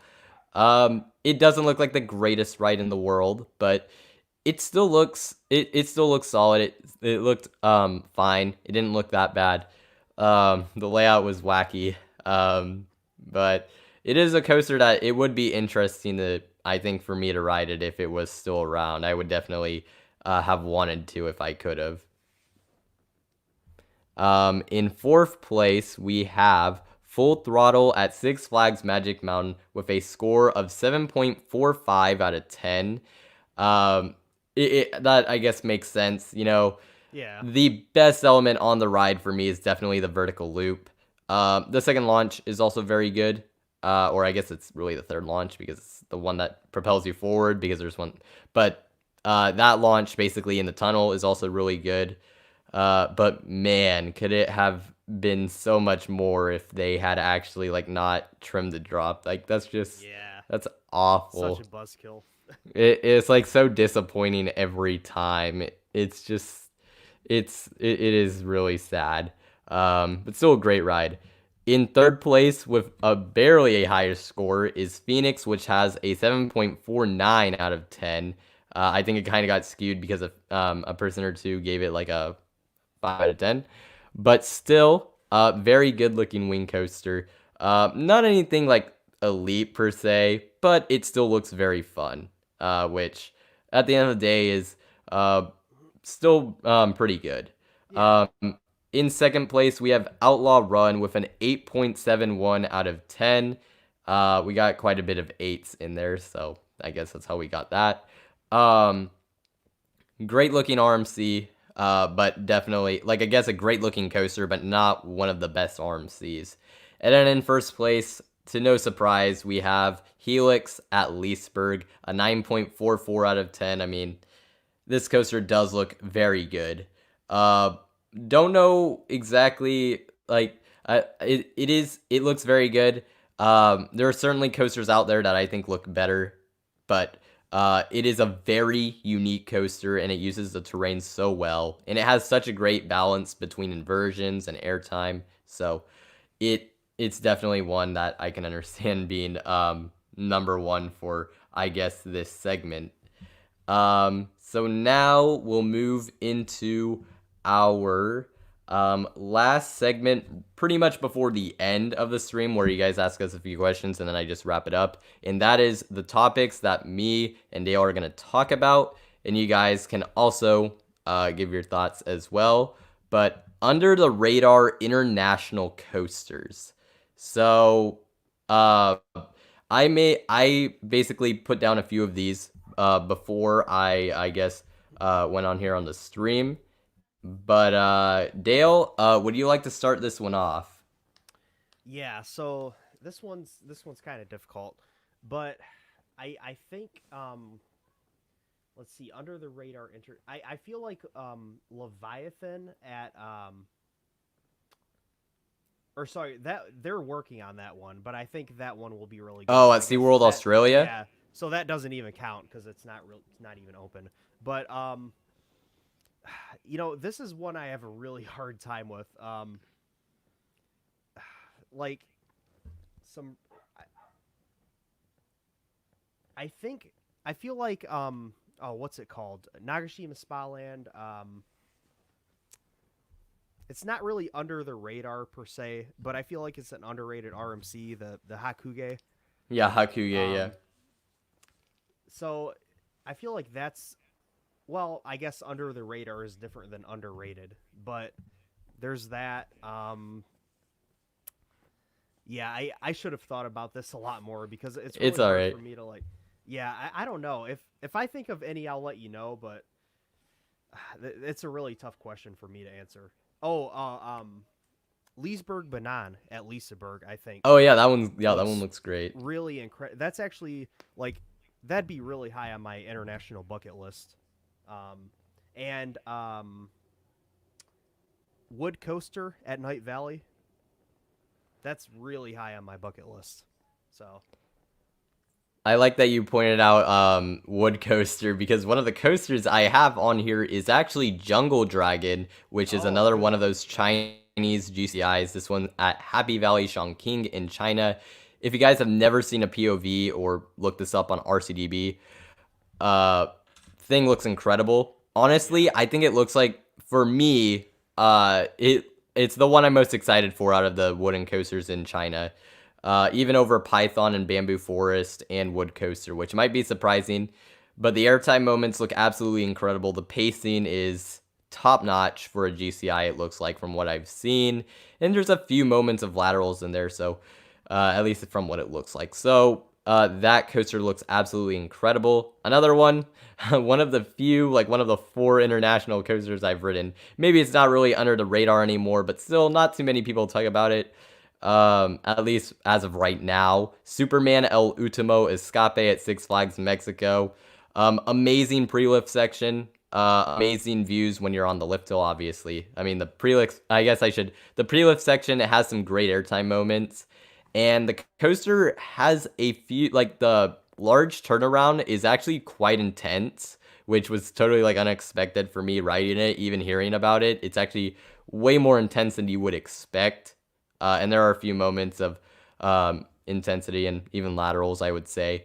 And some of the airtime moments, specifically the one after the large turnaround, is so good. Like, the strength of the airtime is really good, and it's a lot better than I expected. The hill after the turnaround and the 2 that follow the mid-course brake run, which doesn't really slow you down at all, or barely does. Those airtime hills are absolutely incredible, at least in my opinion. I know Stamford Bridge has ridden it, and he didn't have as good of an experience, but in my experience, Superman El Ultimo Escape was amazing. Surf Coaster Leviathan, this was the Tokyo coaster I alluded to earlier, the one I didn't mention, at Sea Paradise in Japan. Super underrated. Like, no one talks about this. It looks like it has amazing, well, maybe not amazing, but some great airtime moments, and the helixes actually look pretty forceful. Also, I've heard it's relatively smooth, and it goes over the water, like over the ocean, which is, like, really cool. Like, no, I don't think there is another coaster that, like, goes as far out into the ocean as that one does. It literally goes out there. That's a gorgeous ride. I mean, it looks incredible, just the setting, Yeah, I mean, Surf Coaster Leviathan looks incredible. And the last one I have Coaster Hipster did a video on this. Shock at Magic Land in Italy. This is a Maurer launch coaster that is short, but it looks incredible. I don't know if you know this one off the top of your head, but I don't remember this one. look it up on RCDB. But if you guys haven't seen it, Shock, like electric shock, but just shock, and it's at Magic Land in Italy. This coaster, Whoa, the first half of it looks like that incredible. The pacing of it is ridiculous. looks. The second half is not so great, but it's not too long either, so you can kind of... It doesn't look that amazing, but the first half, I mean, it looks so intense. The ejector pop you get over the first hill looks unreal. That non-inverted loop looks like it's gonna kill you. And then, oh my god, the overbank, and then the final overbank before you go into that mid-course, you're going through it like unbelievably fast, so it looks insane. So that coaster... Yeah, it's so wacky, but it looks amazing. At least the first half of it. The second half, it kind of dies, but I think just for the first half, it looks incredible. Just curious out of what you guys have on here. Wildfire at Colmartin. Or actually, Wildfire, I guess that's actually Wildfire at Silver. Well, oh wait, no, that's for something different. Let's see. Wood Coaster at Night Valley and Wood Express at Park St. Paul. I think that's like one of the smaller wooden coasters there. Yeah. Yeah, that one's interesting for sure. Joris and the Drac. Yeah, that one looks great. Jungle Dragon. Yes, people agreed with me. Anubis, the Gerstlauer Infinity coaster, I believe. It was like one of the earlier ones. I think it's an Infinity. That one's interesting. It's in Europe. Furious Baco. Man, that one's so controversial. But I can understand that. Osiris, which is the B&M invert at Park Asterix. That one looks great. El Toro at the not the El Toro like the Intamin, but the El Toro GCI that's in Germany. Mark Pran or yeah, I don't even want to try. But Shock looks incredible. Yeah, the inclined non-inverting loop looks screwed up. It does. The one on Shock looks literally insane. Oh my god, that coaster looks amazing. Wodan. Yeah, not a lot of people talk about it. It looks really good. Wodan at Europa Park. You would think since it's at Europa, more people would maybe talk about it, but it's not talked about that much as like a one of the better GCIs. So definitely one I can see. So that's for Under the Radar International Coasters and most anticipated parks in the United States. I guess I'll go first. I'll knock them out pretty quick because I don't want this to go too long. Actually, I guess I'll go over honorable mentions. Silver Dollar City, Holiday World, Busch Gardens, Williamsburg, and Disney World Resort. All were honorable mentions. I did include resorts for this. And also, just so people know, I've been to all the California parks, basically. And then I've also been to Hershey Park, Adventure Dome, and Cedar Point. So those are not on here. So third place. The third one, I guess, that I'm most interested in going to is Universal Orlando Resort. I've been wanting to go here forever. And of course, they have an amazing dark ride collection, some amazing lands. I mean, I haven't done Diagon Alley yet because it's only there, so really want to do that. And then their coaster collection, when they have VelociCoaster, I mean, their coaster collection actually looks really good. A lot of nice supporting coasters, and then you have, or I guess a few of them, and then you have, of course, the VelociCoaster. Second, I have Dollywood. Very charming, amazing food, lightning rod, and all the other coasters look great. Theming looks good, and it's very different from any other park I've been to, so that's why it's up there. And at number one, I have Busch Gardens Tampa. I mean, the coaster collection looks phenomenal, especially when they get Iron Gwazi. I'm doing this based on when they will get Iron Gwazi, otherwise Dollywood would be number one. But still, the park looks incredible. Their coaster collection is great. Falcon's Fury. Amazing looking drop tower. Looks so insane. And then The animal exhibits also look pretty good, and I am someone who does like to visit zoos and aquariums, good ones, of course. So that's great to kind of see it kind of changes it up a little bit, and also a park that's kind of different from anyone I've been to, just kind of because of the Africa theme and the zoo aspect. So yeah. Do you have a top 3 most anticipated, or at least some that you can think of? Yeah, and I feel like my answer can change a lot on this because there's so many that I haven't been to. But right now, I'm thinking Silver Dollar City, Busch Gardens Tampa, and Knoebels. So I was supposed to go to Hershey Park is really up there too, and I almost want to put that in there. I was supposed to go to Hershey and Knoebels this year. That didn't happen, but yeah, I think Silver Dollar City, Busch Gardens Tampa, and Knoebels, those are good ones, I think, for me to go with. Those are like really high on my bucket list. Knoebels is it. I have a top 10 list. I change it a lot, but I have one, and Knoebels is in there. I don't know exactly where it is, but yeah, it's definitely in there. It's like, it's just so different. It's very different Very weird, from. yeah. Yeah, it's very quirky, and it looks really cool though. Let's see. I know some people have, like Stanford Bridge, have been to so many, so I'm curious. Lagoon, Six Flags Over Georgia. You haven't been to Over Georgia, really? And Lake Winnie, interesting. I'm surprised that you haven't been to Over Georgia. I'm surprised that Stanford Bridge hasn't been to any of those parks. Like, to all 3 of those, I'm surprised about, to be honest. Millennium Force Man's Six Flags Magic Mountain, Busch Gardens Tampa, and King's Dominion. Yeah, I can definitely see those. Busch Gardens Williamsburg also was one that was close to being on here. That park also looks great. Yep. Yeah. And then Mike the Coaster Guy says Silver Dollar City, Dollywood, and Six Flags Great America. That's a pretty good 3. Honorable mention would be Cedar Point, since you haven't been since 2004. Yeah, that would be a good one. Like, I don't even know what Lake Winnie has off the top of my head. They have an old school Woody called Cannonball, I think. Oh, wait, hold it looks up. really fun.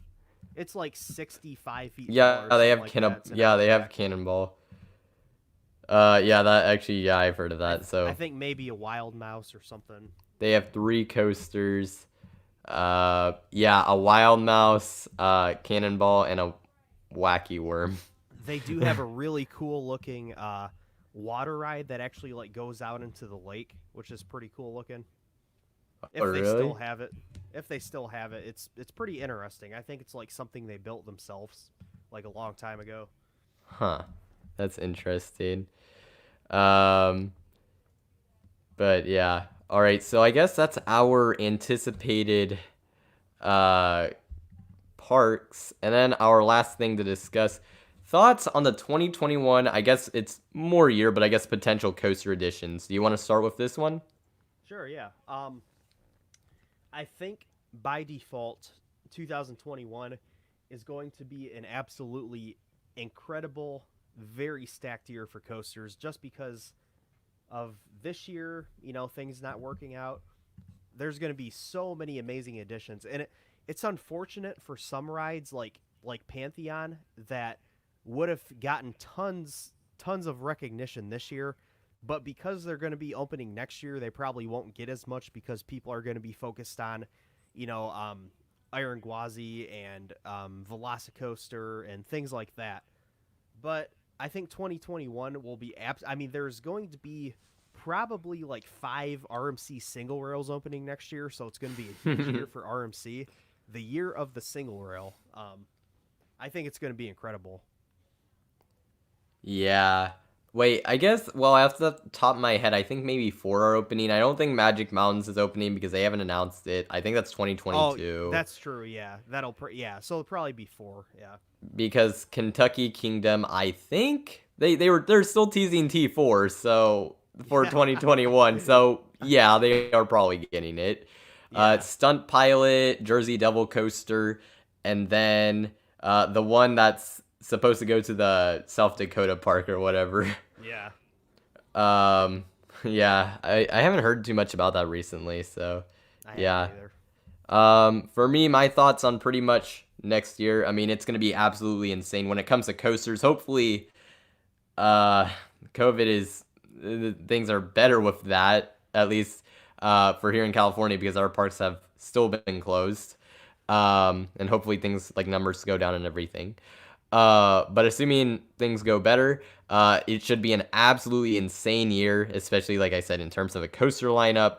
I mean, it might be the best year we've ever had in terms of a coaster lineup. I honestly, like, it's insane how stacked it is. Intamin is going to have a huge year next year. They have so many coasters coming out. The Wallaby Belgium Mega Coaster, VelociCoaster, Pantheon. Off the top of my head, there's also the Movie Park Germany Family Coaster that's gonna be well themed. Barracuda, assuming that opens next year, which will be the vertical lift coaster, and they have a few others, I'm sure, that I have on a list somewhere, but those are the ones I thought of off the top of my head. Also, Vekoma, Mack Rides, and Dynamic Attractions, if one of those two SFX coasters opens, whether it's Alien versus Predator or what's the other one? Mission Ferrari open, because those are the two SFX coasters. Although I imagine they did manufacture the Mario Kart attraction, so it never was official, but I'm pretty sure they did. So that's also a big addition. So for them, also a big year. And of course, RMC. So those manufacturers, I think, are the ones to look at. I know we've mentioned a few of the top coasters coming next year, at least in a lot of people's minds. For me, the Wallaby Belgium Mega Coaster is my number one most anticipated of the bunch. It is my number one. But then when it comes to Iron Gwazi, VelociCoaster, and Pantheon, they always kind of flip flop for me, because it's certain days. I mean, Pantheon's layout looks absolutely incredible, and I know some people are kind of not considering him part of that big three, but honestly, I think it looks so good that at least I would consider it. I'll probably release a video later this year, kind of going over my 15 most anticipated coasters of 2020. There's some that are also extremely under the radar that I hope to kind of show off in that video. That I'll release, like I said, probably toward the end of the year, so we know more what's coming out in 2021. I think I accidentally said 2020, but yeah, so should be a big year next year. That's for sure. Pantheon for president, I just saw that. Wallaby Belgium Mega Coaster, yeah, that looks absolutely incredible. T4, world's best coaster. I mean, yeah, next year is gonna be incredible. Oh, Mr. Cold Roaster knows someone who lives under an hour away from Wallaby Belgium. Dang, Nice. That's gonna be a lot of fun. Icebreaker, I don't want to hurt a certain coaster enthusiast feelings, but Icebreaker, it looks great for a family coaster, but I really don't think it's a whole lot more than that. I don't think it's one of Premier's best coasters or anything. But yeah. I think it looks like a very thrilling family coaster, and I think it looks awesome, but it's nothing like Pantheon or Iron Gwazi or I hate to break it to him, but and I don't think it's even as good as Mako, so I don't even think it's close. Honestly, out of the 5 coasters that are under construction in Florida, if we're including Tron, Icebreaker, the new Guardians of the Galaxy coaster, Iron Gwazi, and VelociCoaster, if I were to pick any of the 5 that I could ride, Icebreaker would literally be the last one on my list. Yeah, I mean, I'm a lot more interested to ride just the other 4. I mean, Icebreaker, like I said, it looks great. It's just, I don't think it's really anything that great, that amazing, I guess. No. It's just, it's Icebreaker. Falcon's Flight number 1, the one going to Six Flags Kidia whenever. Oh my god, the one that breaks physics. Man, that ride. We'll see what it actually ends up looking like if it ever comes to be.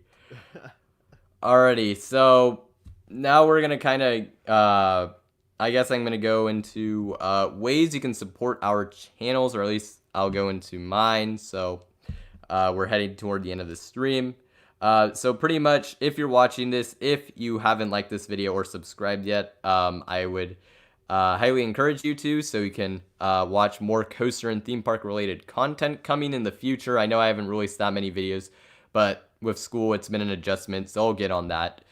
And then also, to help me, I guess, grow the channel, the biggest thing that would help me would really be, I guess, sharing that you enjoyed or would recommend the stream or video I release on your Instagram story. That would actually be the biggest thing. I know that's a bit of a weird thing. Not a whole lot of people, I guess, mention that, but I think that would probably be the best way for me to go about it.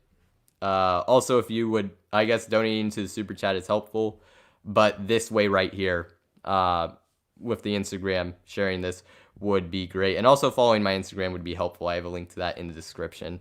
So you guys know when like certain content is coming out. That would also be good. So I guess those are some ways you can support my channel.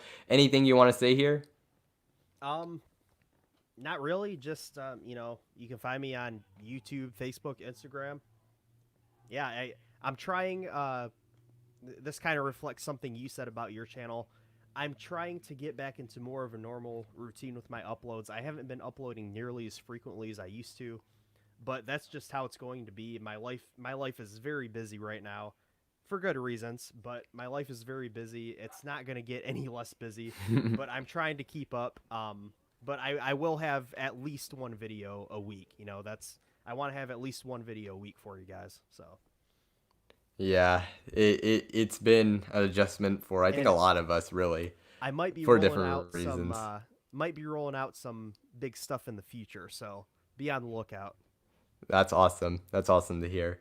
So that's pretty much that. And then I guess before we go into the end of stream Q&A, I'm having guests now. Obviously, Dale was my second guest. And I had Jace on for my first episode. So if you guys have any ideas for new guest ideas or next guest ideas, that would be, you can put them down right now, and that'd be like greatly appreciated, because it's just, I want to know who you guys want to see, because that really helps me, and like, because I pretty much am picking, I guess. So it would be great to hear you guys. You guys gave some great suggestions the last episode, so I put all those actually in a document that were realizable. So that was great to see. Just curious if you guys have any more. Hold on to your questions for a little bit. I guess actually, yeah. Oh, and I guess also I put this out in my community post earlier, because I released a community post for like a few minutes saying that the stream was canceled, because that's what I thought it was. I did kind of tease this, but pretty much if everything goes correctly, everything works out, you guys should be very thrilled to see who my next guest is. That's what I'll say. You guys should be very thrilled to see who my next guest is. So I'll leave it at that. So Stamford Bridge as a guest. Hey, Stamford Bridge, if you actually want to do that, I'd be down, because you have I would love to a see lot of experience. I think, and also Canopy Coaster would be great also. I think I have him on the list, but yeah, that'd be great. So Stamford Bridge, if you're up for that, I'd be absolutely down for that.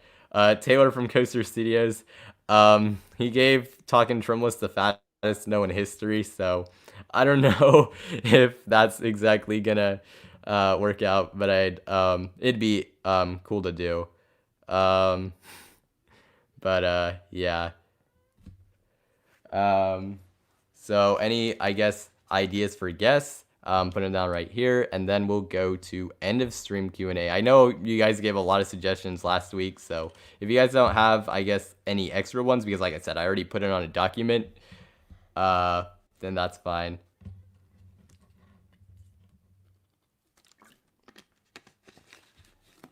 Alrighty, so I guess we'll go into the end stream Q&A, and you guys can ask us any last questions, and then that'll be the end of the stream. And I guess before we start this, I'd just like to thank you, Dale, for being on here. I know there's a lot of stuff going on, so pretty wild today has been, but great to have you on here. And you've been awesome. Thank you. It's been awesome to have you on here. Thanks for having me. I've been a fan of your channel for quite some time, so it's good to be on. Yeah, it's just really nice to finally be like collabing with, I guess, other coaster YouTubers, because I'd been wanting to do that for a while, and so great to finally do that. So yeah, like I said, any last questions, you guys can answer them. Actually, there was one, I know that I think there was one that that has been wanting to be answered for a while. So, okay, this is interesting, I guess. Why do we love Disney so much if we are coaster enthusiasts and not theme park enthusiasts, and Disney is just a bunch of corny themed family rides? They're very well themed, and actually I would consider myself, I know it's coaster hour, but I would consider myself a theme park enthusiast to an extent. So that's why I do enjoy Disney and Universal parks. Okay, well, as far as me, first of all, I do not think that Disney just looks like corny themed family rides. I think they look like very elaborately themed, very well themed rides. I mean, the best themed rides in the world.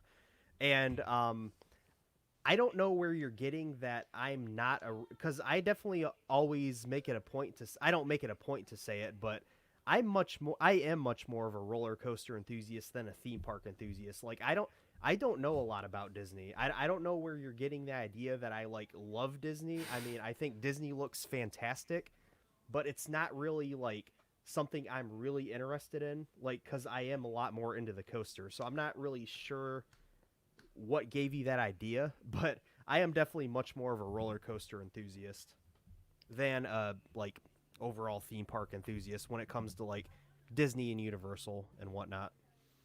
Yeah, we got a great question here from Alex. What defunct park do you wish you had a chance to go to? Oh man, I'm probably gonna say one, and I'm gonna like regret it later, but you know what? I'll just say it. Out of the ones I can think of, honestly, right now, Space World in Japan would have been cool. Yeah. I guess I'll just say that because they had Titan Max and Venus GP, and it looked like a pretty cool park overall. Yeah, Space World, that's a really good pick. I think I'm going to go with Astro World. I did a video on it with Downhill Adrenaline recently. I just think it's such a weird, fascinating park.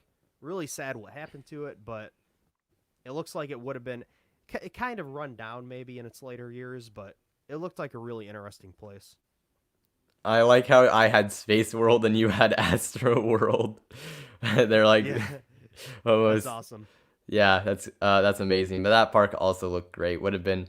It's so sad that it's not around anymore. Just unfortunate what happened.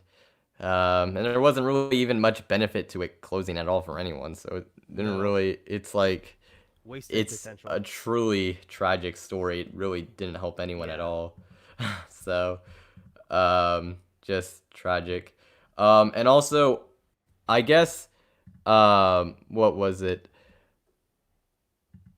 I guess pretty much, I know you guys were asking about Disney earlier. Keep in mind, I'm not just a coaster enthusiast when it comes to traveling. I like to visit zoos, aquariums, museums as well, like, and also like other landmarks and things of that sort. So it's not really that much of a surprise that I also like theme parks. Pretty much anywhere I can travel to, it probably is something that I'd want to do pretty much.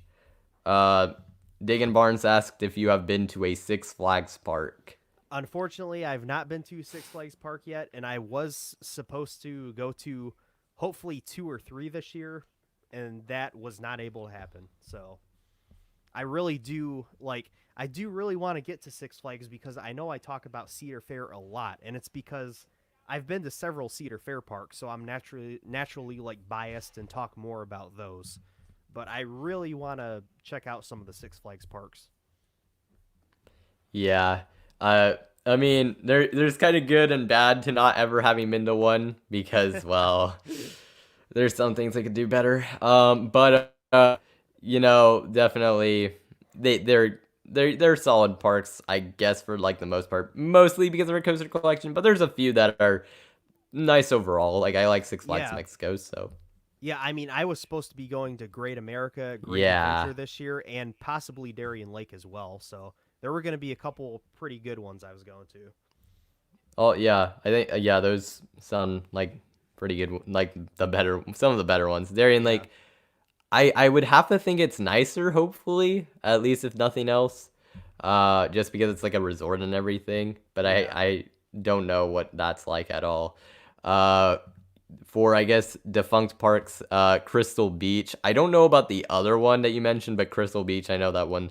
They had the one wooden coaster that looked absolutely insane. Yeah, those are really good picks, and I was actually thinking of Crystal Beach as well, but Euclid Beach is actually really close to not well, it's pretty close to where I live. It's in Euclid is in Cleveland. So it would have only been like 35-40 minutes away from my house, and it had a very legendary Flying Turns wooden coaster there. Some really cool stuff. So really very good pick, Stanford Bridge. Yeah. Queens Park in Long Beach, I imagine they must have had like a significant wooden coaster um in the past, I guess. I don't know some of these older ones, to be honest. But I would have to guess they probably had a significant wooden coaster. If this video was made in 2030, I'd say Conneaut Lake. Ouch. Ooh. That could. I hope it doesn't happen. I hope it does. I think they can maybe pull through, but I hope we'll so. see what I happens. hope so. Wait. I don't think it's possible to know if VelociCoaster is forceless compared to the other modern Intamins because no one's ridden it. I don't even think a train's never even cycled through, so no one would know that. No way you can know. And there's like absolutely no way. Uh, but if they were testing it today, I'd love to ride it. But you know, unfortunately, that's not gonna happen right now. But can't wait to ride that ride when it opens. Um, I think that's pretty much it in terms of questions. I'm not really seeing anything else. So I think pretty much that'll wrap it up. So I guess once again, thank you, Dale, for being on here. Awesome to Thank have you. you here as a guest. And this will pretty much end the stream. So thank you guys all for watching. And I will see you guys next time here in 2 weeks on Coaster Time episode 5. So